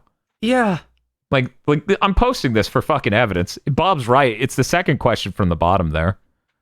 This is fucked up. This is like the they bottom woke question. up really self-conscious. Yeah, I mean, maybe they got sales figures that aren't looking great. The thing seems to be sold out everywhere. But yeah, I think by and large, all the coverage of the Series X has been, yeah, this doesn't feel like a next-gen thing. How skilled are you at using a console's gaming controller? It's nuts. Like, it's clear that they didn't try here. Dan, what's up? What if this survey comes out and they answer it in a specific way, right? So they get a revision that'll be for like their revised like SKU for the Series X. This is before they make another Xbox entirely, right? Yeah. And they have it. But based on the survey questions about the share button, they remove the share button. So it's a better controller, but it doesn't have a share button. Oh, that'll be really funny. Because that's in here. Have you used the share button? Too many people said no, so I guess we will remove it. And I called this shit before these consoles came out. I said 3 years, maybe a little bit less time. They're going to make a new controller that mimics the features in the DualSense, and somehow they will not get called out on how lame it was that they didn't try to innovate at all at launch, and now they're struggling to look next gen. I mean, you're the person to know this type of thing or be able to predict this. Just look at your GigaBoots podcast for E3 2013. Where I literally talk about the One X. Please. Yeah, you literally talked about their plans for the next several years. God, Phil was pissed. He's like, KZ, this is bullshit. We decided to do shows with psychics. This other news literally gave me a stroke, and I forgot that they had a deal with Duracell. Bob, would you like to read this? Sure. This is my favorite Microsoft news. has denied reports that the Xbox controllers use batteries because of a deal with Duracell. Do they think this makes them look good? They had Why even address this? And then they went on to say they really do it to offer users the choice. Yeah, that's the thing. By the way, audience, in case you didn't know, popular tactic in the healthcare industry, you always frame health insurance being a fucking scam as it being about choice. This is the same thing. This controller has a need for AA batteries because it's about choice. Now, keep in mind, I've actually come around on this, right? Uh-huh. I am actually okay with the controller needing AA batteries because I realized at some point, if my PS3 controller could just get fully charged Eneloop AA batteries, that would make me a bit less stressed out about it dying because I have a PlayStation Vita TV and my USB ports take it up by the SSD. Everyone has an SSD hooked up to their Vita, right? Yes. And they're still using the Vita. Yeah, of course. It's How else can you do your death streams of Parasite Eve 3? Oh, I was gonna say Persona 4 Golden. That's not on any other platforms, right? But I think this is a bit of a bad look because I forgot they had that deal with Duracell. Yeah, like don't talk about it. Just don't. I was thinking about this. And now I am. And now I am. Will stop. This is like in the 90s when McDonald's would have to be like, here's our press release. Our employees do not shit in the milkshake machine. Wait, there was the possibility they were? Yeah, that's why you don't want to talk about it. Bob's just Key and Peele sweating over here. How many weird press releases do we have to like referencing content recently? That and fucking Sinbad making the statement of, no, I'm not dead. I never would have asserted that there was a connection there, even though I did know about the Duracell ad at one point. I think the fucking milkshake. I think the most reaction it got out of me was just me going, yeah, of course, because the controller needs batteries. I never thought, Duracell's paying the money to make it need batteries. Like, that never would have occurred to me. But now, it's like, oh, yeah, and yes, I absolutely think that Microsoft would do that. They're really stupid. I mean, giant corporations take payouts like that, like for suicidal business decisions multiple times. And this is seen as a positive by the Xbox fan base. So no egg on their face, but bills in their pocket. If they did take the money, which I'm not saying they did. Yeah, allegedly. I'm just saying one, never would have thought of this. Holy shit. Oh, Bob, I didn't see your note below it literally said that thing about the health insurance industry. Holy shit. Yeah. I thought you were just reading that. That's Okay. why I No. thought you were saying it. No, that's just true. Former people who worked in the healthcare industry literally said, yeah, that's how we push this shit through. We tell people it's about choice. It's Americans have the biggest fetish for choice and freedom. They just go with it. Hot damn. Man, this sucks. The Microsoft news is over, right? Oh, no, Fields news! What? No, he can't. Okay, I'll just get it out of the way right now. I forgot. Oh, God. Nintendo, no. Microsoft approached Nintendo to buy them out in 2000. Steve Ballmer recounts it as being laughed at for an hour. I love Japanese corporations for that. Just that one element of them is so good. I like that because it's around that point, and they're like, you can have those British fucks over there. Yep. Man, and then this came out alongside the story of they tried to buy EA first, and that also didn't work. So Microsoft's just been doing this, the whole time. They've never changed. Why did this come out? Was this like some cracked out interview? Yeah, I think Steve Ballmer just said it in an interview. Man, God, thanks. thanks, buddy. Let's get the rest of Bob's news before we move on to Fields. Sure. All right, so the final secret in Nier Automata was finally found by Lance McDonald. That's the Demon Souls, Dark Souls, Bloodborne hacker guy. Oh, yeah, the one who got Bloodborne running at 60, right? Yeah, that Chad. Yes. That Chad almost got me thinking, man, I should keep a launch PS5 in case he finds a way to run it at 4K 60. I want to play Bloodborne at 4K 60. They're I'd like probably it going to 'cause it's release like- that within the next year. Yeah, probably. Yeah, that's the only reason he has the Bloodborne PS4 patch is funny. He's like, I got it at 60. It's a 720p. I'll take that trade. Yeah, any day. That frame pacing's so bad. And that's on a Yeah. Pro. That's on a That frame PS4 Pro. Once I read the way the frame pacing works, my brain almost shut off because, like, how does this happen? How does, instead of your game going 1-1, 2-2, 3-3, it goes 1-2, 1-2, Yeah. It goes 3-4, 3-4. It goes 1-1-1, 2-3-3, 4-4-4, 5, 6-6, 7, 8, 8, 8, 8. Am I going crazy? It's hard to describe without an illustration, but basically, It KZ. makes my eyes hurt, and I don't want to look at it ever again. One frame would stay up for the length of 4 frames, and then the next frame will stay up for the length of 1 frame. God. Yeah, it's pretty bad. Whatever, I played it, I remember it just feeling weird. Especially, there's an area like an old Yarnum where you go across a bridge, and it always shit its pants halfway across that bridge for like 1 second. I'm like, what's happening? There's nothing here. Oh, I thought you were talking about the smoke area. You go across a little bridge, and there's like smoke on it, and it always just lags out. Yeah, there's just like a really small bridge in that area where the dude just shoots you with a minigun. It's occurred to me we're not even talking about what the final secret in Nier Automata is. We just started talking about Lance McDonald and how much of a chat he is and how bad Bloodborne runs. Anyways, Bob, what's the deal? So there's this thing at the very beginning of the game when you first meet the first boss. You like stand between 2 barrels and enter a cheat code, and you go to the end of the game. Oh wait, no, you earn beating it, right? It starts the ending sequence of the final ending of the game, Yes. which I would describe in more words, but nah, I'm good. Yeah, you know. No. Besides, I have a PS5. I can play that game now. It runs right. Yeah, and then you get to unlock debug menus. You get all sorts of other things. It opens up the shop to buy trophies, and part of me is like, oh, is there going to be a really good way to platinum speedrun this game now? Probably. Yeah. After that, you just need some way to grind money, I guess. Mm-hmm.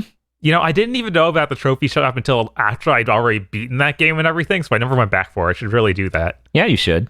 Because why not? Yeah, right. But yeah, it's pretty cool. They were saying that the input, like right before he made the video, some other guy was like, oh, I figured out what the code was. He's like, how'd you figure it out? He's like, oh, it makes the platinum symbol. It's a code in Bayonetta 2 as well. Yeah. I'm like, what? They're like, yeah, hit these buttons in this order, and it totally makes the platinum symbol. And I'm like, no, okay, sure. Why not? Hey, if Platinum wants to have their own special cheat code, I think that's cool. That's cool as hell. No Yeah, complaints here. that's cool. Stuff like that is great. Yeah. Okay, I got my acquire news segment. Okay, real quick though. Yeah, what's up? I just wanted to say the only way he found it was by reverse engineering the entire game's code. Yes. It was insane. He's I like, will find it. once I found the input, I needed to find out where the fuck it needed me to do it. Yeah. I was like, Jesus Christ. That's insane that it's between two random barrels. You would never guess this. Yeah, no. The barrels are clearly there to make it easier for devs to stand in that spot. Yoko Taro congratulated him Yeah. personally. It was pretty cool. It's like, look, you found my evil tricks. And he's like, that was it. That's the last one. He's like, congratulations, you've done it. And then Yoko Taro applauds him and fades away into dust. I will return when my remaster comes out with even more fucked up shit. You found my debug menu and thus my true name. Say it twice and I will disappear. Oh, God. So, Bob, Yeah. we acquired some Acquire news. That's right, Dan. Is it good? There's a lot of news here. Some of it's okay. Okay, go. They announced Zangetsu no Sakyu for summer release in Japan. It's a 3D dungeon crawler with a like painted Japanese art style, like ink brush style stuff. Mm. And it's developed by Kieru Panda, which all of their games look like mobile games. My brain just went Kiaru Pantsu. Yeah, I did. I caught myself from doing that. So Yeah, it seems like they were a mobile dev beforehand. hopefully that turns out okay. I don't really like these first-person dungeon crawler style games, but it looks cool with the art style like that. It's all black and white. It just looks like ink splotches. Then their president, Takuma Endo, also says that he'd like to do a Tenchu-like game. He didn't say Tenchu, but he said stealth action or something. Yeah, stealth action. They acquired the Stealth Assassin's trademark, and that was to lay the groundworks for doing something with that, like that. And he said he would love to do it for the PS5 generation of hardware, which is pretty cool. Yes. I'm so excited for all these Japanese games running on PS5. Yeah, no, they could actually run well. Oh, so excited. Yeah, I wonder if they do Shinobido and just Dude, Shinobido 3 is like Shinobido 2 is really good. Yeah, I wonder if they'll do that or just be like, okay, totally new branding. I mean, they probably like if you're gonna do another Shinobido, just like come up with a name that isn't Shinobido because nobody has fucking. Yeah, I guarantee someone in a GameStop one time called that Scooby Doo. Like fucking. It kind of just sounds like a cereal brand or like SpaghettiOs. Shinobidos. But yeah, I think that's why they. I assume they just switched to using Stealth Assassins because that's a lot more clear than Shinobido. When I eat my Shinobidos, I feel like a stealth assassin. Shit. The president also said he wants to make a separate brand for indies where they publish indie games. Yeah, don't want to tarnish that main line. Yeah. AA Acquire branding. Yeah, that is true. Acquire only makes the best content. Yeah. Looking at this news. Looking at the news. Yeah, don't do it. He also said that Gladi-X is still in development. We talked about this like a year ago on the show. Yeah, You did. I remember it. I remember because that game looked terrible. Yeah, it looks really bad. It's like the next game, and like it was like a PSP franchise that they're bringing back. Yeah, based on Gladiators. I think it was a PS2 game or something at first too. I'm gonna be honest though about It's a reboot of a 2010 PSP game, Gladiator Begins. The indie brand That's thing. a 7th gen game title. Yeah, it is. The indie game initiative / brand where they talk about they just want to have faster development, smaller games. That's pretty exciting to me. Yeah, that's neat. And apparently they want to do their first game under that brand this year. Yeah, by the end of this year, that's pretty dope, honestly. I like Acquire. I think things got problematic when you start charging $60 for A Way of the Samurai. Yeah. In my opinion, it can never live up to that price. Those, especially those ones where it was not better than a PS2 game. Yeah. Not better than a PS. Not better than their PS2 iterations in like any way. As a descriptor, that's a lot like it's bigger than a bread box. Like it's like, okay, all right. What PS2? One of these days I need to actually play Samurai Western. Samurai Western's cool, but yeah, it's real janky. Yeah. Oh, well, yeah. Hey, Bob. Was Acquire the ones that did Octopath? Or am I Yes. thinking of a different? Yes. Oh, okay. Yeah, So they that's have seen Yeah, a recent turnaround. Yeah. Yeah, I had problems with that game, but I'm like, if they make another console one, that it's probably be dope. So Bob, Yes. quick question: Samurai Gunman Zan or whatever Uh-huh. versus Samurai Western. Which one's jankier for the console it's on? Samurai Western. Okay, that's what I thought. Yeah. Yeah, that's I didn't even play. I haven't even played Samurai Western. I'm like, yes, that has to be it. Kazan isn't that janky for a PS1 game. Yeah, it's kind of shockingly good, Right. but it's still pretty janky for an action game, period. But it's stunningly smooth for a PS1. Okay, Bob, say it. Here we go. This is their other announcement. Say it, Bart. Akiba's trip. Hellbound and debriefed. Oh, like briefs. Yeah. Ah. Because yeah. They're remastering it for the PS4 and Switch. It comes out in May in Japan. So this is Wait. being localized just by its name. Wait a second. Because the English subtitle for it was Undead and Undressed, and it makes no sense for it to have that subtitle unless it's getting localized. That's insane. yeah, Wait, this is the one where they take the girl's clothes off and tickle them, right? No. That's They, Galgun? they This is- expose them to sunlight, and then there's vampires, so they die. You beat okay. people up and fill a meter, and then do like a thing where you do like the moves, draw your sword as you move past them, but with like a punch, and then all their clothes explode and they evaporate. I was like, which weird thing is this? Yeah. So the key It's feature- Yakuza, but really weeb and doesn't feel nearly as good, and you rip their clothes off. It runs incredibly bad, and it's really Oh yeah, it ran really bad, and it was the one that had the insane shit from where they made a PS4. They made a PS4 version of this at the Yes. start of the gen. Yes. It's like, it's not 60 frames a second, but we did some bullshit to make it look 60 frames because that's what you want, right? No. Yeah, that's the only way I've seen this. A friend of ours had a copy of the PS4 version, and I was just like, man, this sure is they the made game. the video game like running equivalent of a soap opera mode on your TV. yeah. It's kind of shocking because as down as I was on that game, Akiba's beat just upset me because it literally got rid of the only unique elements. I need Instead, they're to like- finish that game. What if we made just the worst ever Tales of game? That's really Wow, what it's that's like. I rough. need to finish it. Yeah. Feels like I gotta hurry up and eat a whole loaf of bread. But let me tell you that is the most fucked up shit. God, the worst Tales game. Those KZ? hit like a 5. KZ, the combat system is like one of the worst feeling things I've ever played in a game. It's pretty fucking brain. Yeah, no, it's literally imagine the Tales game at their absolute worst and just go a few steps worse. Imagine slower with way lower input lag. I mean, way higher input lag. So imagine instead of going Super Saiyan 1 and 2, right? Goku went the other direction and eventually ends up at Yamcha. Oh no. I've seen like the cover of that game. I'm like, this is a trick. This looks nice.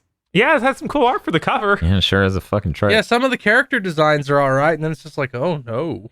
It would be really fucking funny. The end has like Akiba's Beat 2. It's coming out right next to the new Tales of. The screwed up thing is at the beginning of the week they said they had news to talk about. Then the only thing that came out was the Akiba's trip news, and I was really sad. Yeah, I was pretty upset because I like a lot of things the Choir has made, and that ain't one of them. Yeah, the Akiba series is like the biggest black mark they ever had, and they usually do mid-tier games. Right. So it says a lot. Anyways, give us the rest of the details Yes, here. We got to get through the that. big key features for this new release: Mhm. PS4 trophy support, and underwear looks even better. That's a verbatim quote. That's a verbatim quote. Hell yeah. I sure hope it's 60. Because there's no reason it shouldn't be able to run at 60 on the PS4. I can't wait to not play this on my PS5. I will if it runs at 60, I will buy it. All right, I got more news. Do it. Tsukihime remake, which was announced in 2008, comes out Okay. summer this year in Japan. Excuse me? I need to make it a half apology for my brain. We were talking about the Tales Extra, I think it was, remake, and I made a comment like people are making fun of how this is coming out before the Tsukihime thing. Then Phil said that's never coming out, and I'm like, they said they were playtesting it. I didn't know this was announced 12 years ago. I just thought Phil was being insanely cynical for Oh, no. This was, no, it had been so insanely long. yeah, I understand now. This was they announced this was a big anime cutscene, and I watched it like half asleep because I saw it when I first woke up, and then I was like, "Oh, cool, an anime for it finally!" And I find out that it's a visual novel. Like, oh, come on, just make it an anime. I don't even want to deal with this anymore. 12 years ago. Now, what they have to do, what they absolutely have to do, you fucking listen to me, Type Moon. You get Arxis to make Melty Blood 2. I don't know if I want to let them or just give French Bed all the money in the world. Oh yeah, just give French Bread all the money in the world and let them do it. You can keep the fucked up hitboxes though; those are important. I want to imagine Arc System Works Melty Blood lobbies. No. Yeah, we need Arc System Works to team up with French Bread. They've done it before. They can do it for this. Come on, give them the tech. You have to use your fucking eyes of death perception on the opponent to get into the match. You see the cracks of the world, and that's Yes. how you enter a match. That would be good. It wouldn't, but it'd be funny. Yeah, I hope if this does get brought over, that we get a full dub and I get to play it because unfortunately, I'm attached to these characters from Melty Blood. Yeah, it is really fucking unfortunate. This is really unfortunate. I've read snippets of that dialogue, and all of it seems evil and fucked up. Yep. Well, it's a remake. God, yeah. Hopefully they get rid of some of the rapey parts. I'm get rid of assuming most of it. I'm assuming a lot of it's just going to be rewritten because the author has said like, yeah, that was like the first thing I ever did. Let's not talk about it, please. I just saw a posting of like some girl in her underwear, and the main character being like, "I failed to notice how hot she was because I was thinking about the person I just killed."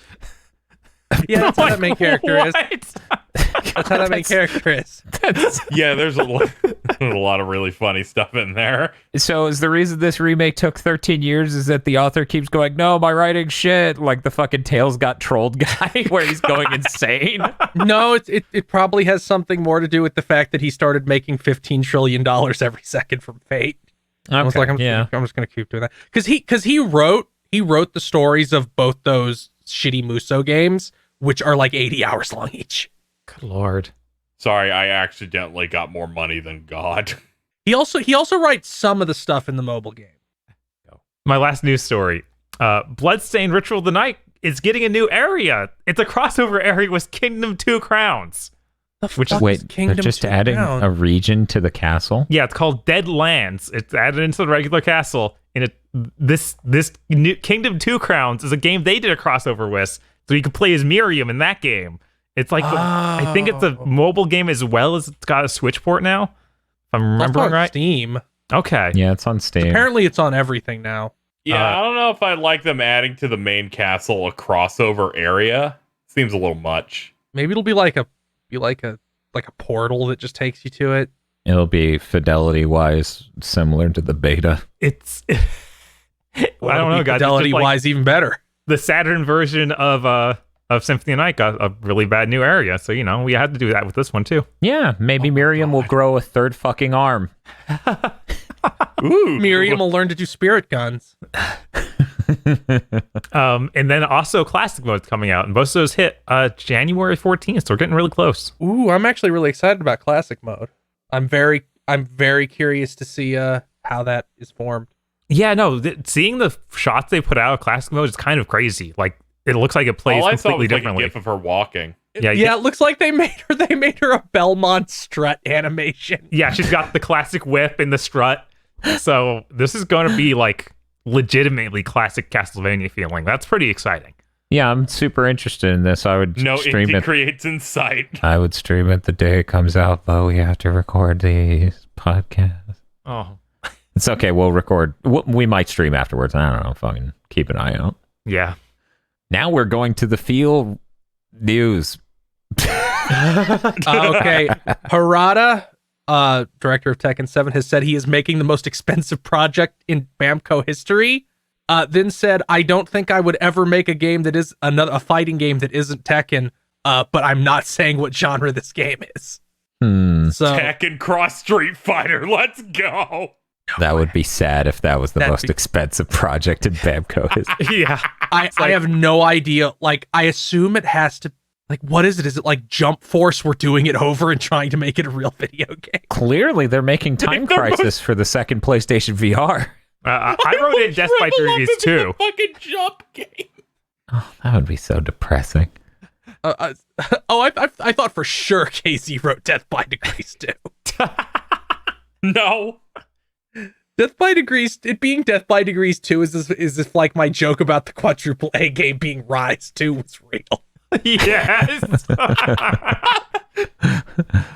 It's a new Ridge Racer. It's really, really great. Oh, fuck yes. Why Harada, though? I don't know. It seems random, but you know. Does Bamco have any other really good notable directors? I honestly don't know. They really It don't. just feels like they make licensed game and Tales, and the main Tales guy left. Yeah, it's fucking nuts. Namco has such a rich pantheon of IPs, and they do nothing with it other than release Namco Museum, which is why my joke was going to be they're going to do a Namco Museum game that's fully 3D, and you just travel to the worlds from each game. But no, of course. It actually would Watch, be pretty cool. It's Pac-Man. It's like Pac-Man Adventures 3. Yes. Or wait, didn't they do a 3? I think they did. That's World. Oh, okay. I mean the weird ass adventure one. Yeah, you're talking. Super Nintendo. Yeah, you're talking about. Oh yeah, okay. I was about to say it's like that would be quadruple A Pac-Man: The New Adventures. Yeah, that would be Pac-Man 3: The New Adventures. That'd be really cool. Dude, that's great. Bring back the Ghost Witch. Yeah, and he would get hurt, and he would be like, wow, wow. And then they would just be like, how did you spend $100 million on this? That guy doesn't even say words. Yeah, but everybody else is voiced. Stream of Pac-Man 2.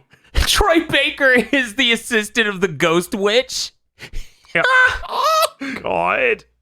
That would be really good. He's like the blue ghost. And I assume every other character is like a full human, like realistic looking as possible. Go full Sonic 2000s. Make Sonic 2006, but Pac-Man. Do it. Okay, so I had you guys draw something for your pitches here on Armchair Devs. This seems to be Mappy being talked to by a blue ghost that says, you thought I'd let you do this alone. And then he says, we go together like peanut butter and chocolate. Here's my villain. So it's based on Pac-Man 2. It's a shape-shifting thing based on the gum monster. It's like Terminator 2. Let's get the news out of the way. Sure, yeah. So SNK said they weren't releasing anything, and then it started leaking, so they said, I guess we are, less than 24 hours later. God, it was so bad. So they said they showed a little bit of KOF 15. It looks neat. It looks, like vaguely more advanced than Sam Show. So, certainly a far cry from KOF 14. Right. They showed 10 seconds of it, less than an Arxis trailer. And they're like, come back next week for a real trailer. Yeah, it's weird that it's like Sam Show has that cool thing of having a style over it that kind of hides the bad models, whereas this is now put the models up front again. Don't hide any or don't put them behind the art style to try and hide it. I mean, at least they have that cool level from Smash. It looks like it might have a fucking cinematic story mode. Yeah, it looked like it. Because there was what appeared to be a cutscene. Yes. All I can remember is the cutscenes from the King of Fighters 14 Ultimate Edition trailer, which had the story from that, right? Yeah, so there was a little bit of story in the first or in that one. Okay. So we might be dealing with that level of story again. Naruhodo.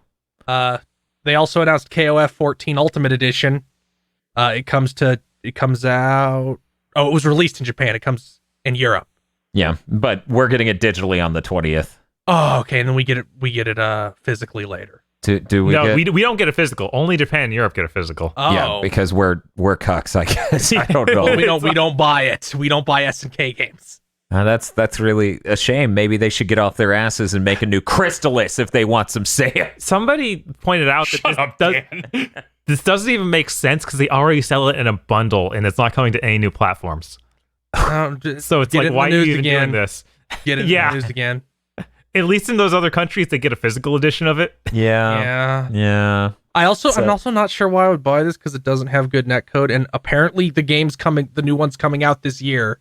Yeah. Imagine you were really thirsty. I mean, it's still a good, fun game. It just looks bad. Yeah. So, you know. There's a better option. Code. Yeah. A better option if you're thirsty for KOF and want good. KOF 2002 unlimited match coming to PS4 with rollback netcode.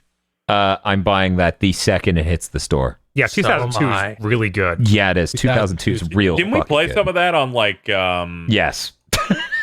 For some reason, I thought we dodged it, even though it was the best one. Me and KZ played it. Okay. You might have been doing something else.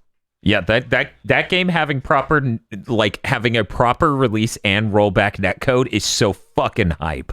We're now in this weird situation where old fighting games function better online than new ones because you can just put a fucking emulation wrapper with rollback around the old ones. Yeah, it's just like people going, "What was the best fighting game of this year?" And they're like, "Guilty Gear plus R." Yeah. Also, they announced the first two Samurai Showdown DLC characters. One is Cham Cham, who is the cat girl with the boomerang, who's like Iconic. a Tarzan-esque character. Yeah, very iconic. And then Hibiki Takane from The Last Blade 2, because they're never fucking making another Last Blade. Let's be real. I'm so sad. I'm like, I want all of them, but I'll take Hibiki. Please. Why don't you make a Last Blade 3? There are no more blades. Sorry, we're all out. They've made The Last Blade, then they found one more, so it was The Last Blade 2. And then and I was like, oh, that actually was the end. Come Oh, on, whoops. can't you find another one? Does your Saudi prince have one? Like, come on, man. So I need to mention this because a Saudi prince did not buy them or even like invest in them abnormally. He just bought stock. But someone bought stock. It's news. Yeah, but a lot of people seem to think that the Saudi prince owns SNK. Yeah, no, he invested in You them gotta normally make your as moral anyone decision now, could do. feel on buying these things. what we're trying to say is if you assholes would make us filthy rich, we too could have stock in SNK. Yeah. You need to give us enough money that when I talk to a financial investor, he doesn't go, I want, $10,000? Fucking get out of here. Can't do shit with this. Look, that's the bar, okay? We need to become Saudi prince rich. That's insane. Our only hope of becoming Saudi prince rich is if a Saudi prince is listening to this and thinks it would be funny. I think it would be hilarious, Your Majesty. Patreon.com/GG podcast. Well, guys, we listed all of the news. Now it's time to rank them. Oh, please, no. I'm going to say best news is vague implication they might make attention. Yeah! I'll get behind that. I don't know. Square Enix trademarking a bad name seems pretty good. It does have lasting power. God knows we'll be talking about that for quite a while on Big Think. What do you think, Phil? Oh no, he's fucking dead. I'm sorry, I wasn't able to navigate this conversation because I was so caught off guard by it. I will answer for Phil, the fucking controller news.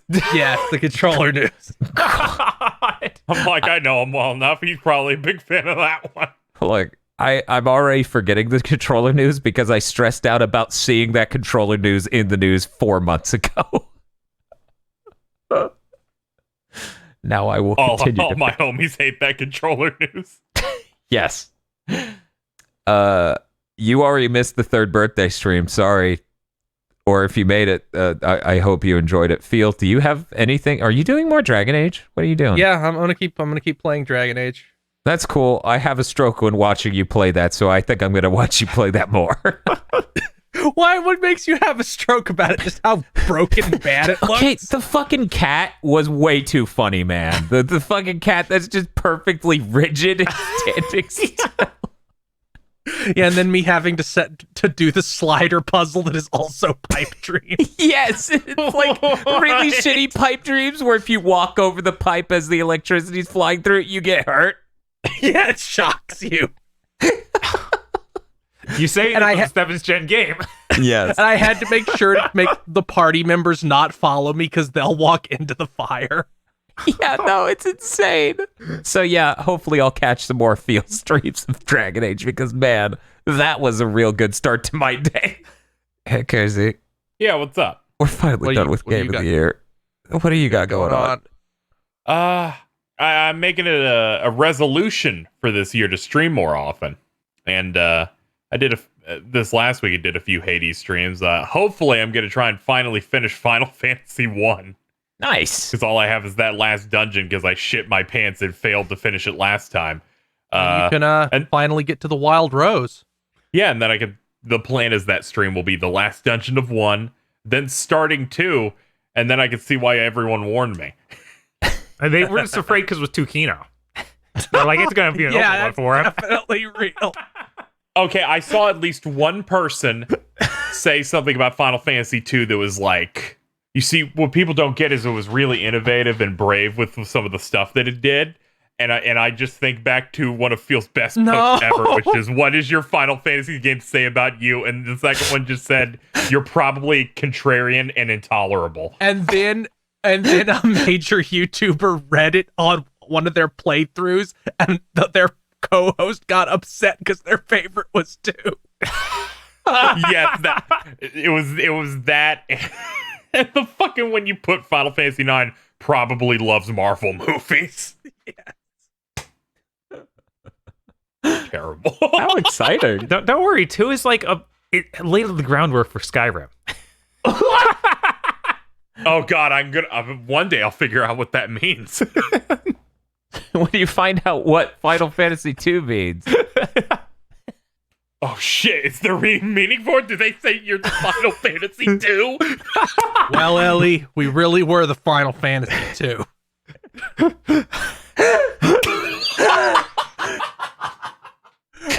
Remember when like Crystal Dynamics was like where we were trying to get Square Enix to let us make a Final Fantasy? Oh my god, I forgot about that. Yeah. Now I'm just imagining the timeline where they succeeded and the protagonist is Troy Baker. Yeah, no, I was already imagining it. Yes! A fucking Amano design for a character, and it's mocap by Troy Baker. I don't want to think of Western 7th Gen Final Fantasy. Oh, it would have been bad. It would have enriched the gaming history. Yeah, it would be like Mystic Quest of that era. Ooh, it would have. Except there would be a notable contingent of journalists who said it was great forever. Yes. The first good Final Fantasy game. Yep. That would make them even more confused with what to do with the IP. Oh my god, that'd be scary. Oh, it'd be good. Oh yeah, it God, would do so much damage. We dodged. And you know what? I have the leak. It's right here. It's called Final Fucking Fantasy. It's actually just FF this time. One F is smaller. FF Final Fantasy. The main character looks like an Amano design, but he says "eat my ass" with a tattoo on his abs. There's a character that's obviously just Sephiroth, but they have like a trench coat and a fedora. This is a fucking Trilby. Does he wear a fedora? It will be patched. That is the funniest change in that game. Hey Dan, do you ever do a podcast where you do The best 15 material. funny ending jokes in a row? No, this is great. This is a good start to this year. Yeah. This is the reward for everyone who sat through the rest of it. Thank you for listening to this episode of The Big Thing to Mention. If you would like to support the GB Podcast Network, head on over to patreon.com/GB Podcast so that way you can get exclusive behind the scenes on stuff, other content. There's a lot of content. It's basically non-ending avalanche of content. So head on over there, become a $5 backer or a Podlord today.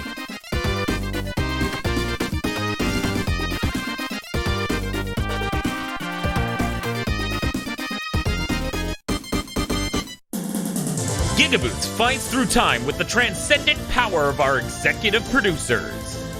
Esme, E. Lee Broyles, Star Falcon, Spaceman Spiff, Danny Richardson, Red Blaze 27, Third Birthday Wen, Adam Admar, and Cooper Tank. Thank you very much, our executive producers. And also the others. If you'd like to transcend time and the history of the world, go become an executive producer today at patreon.com/gigaboots.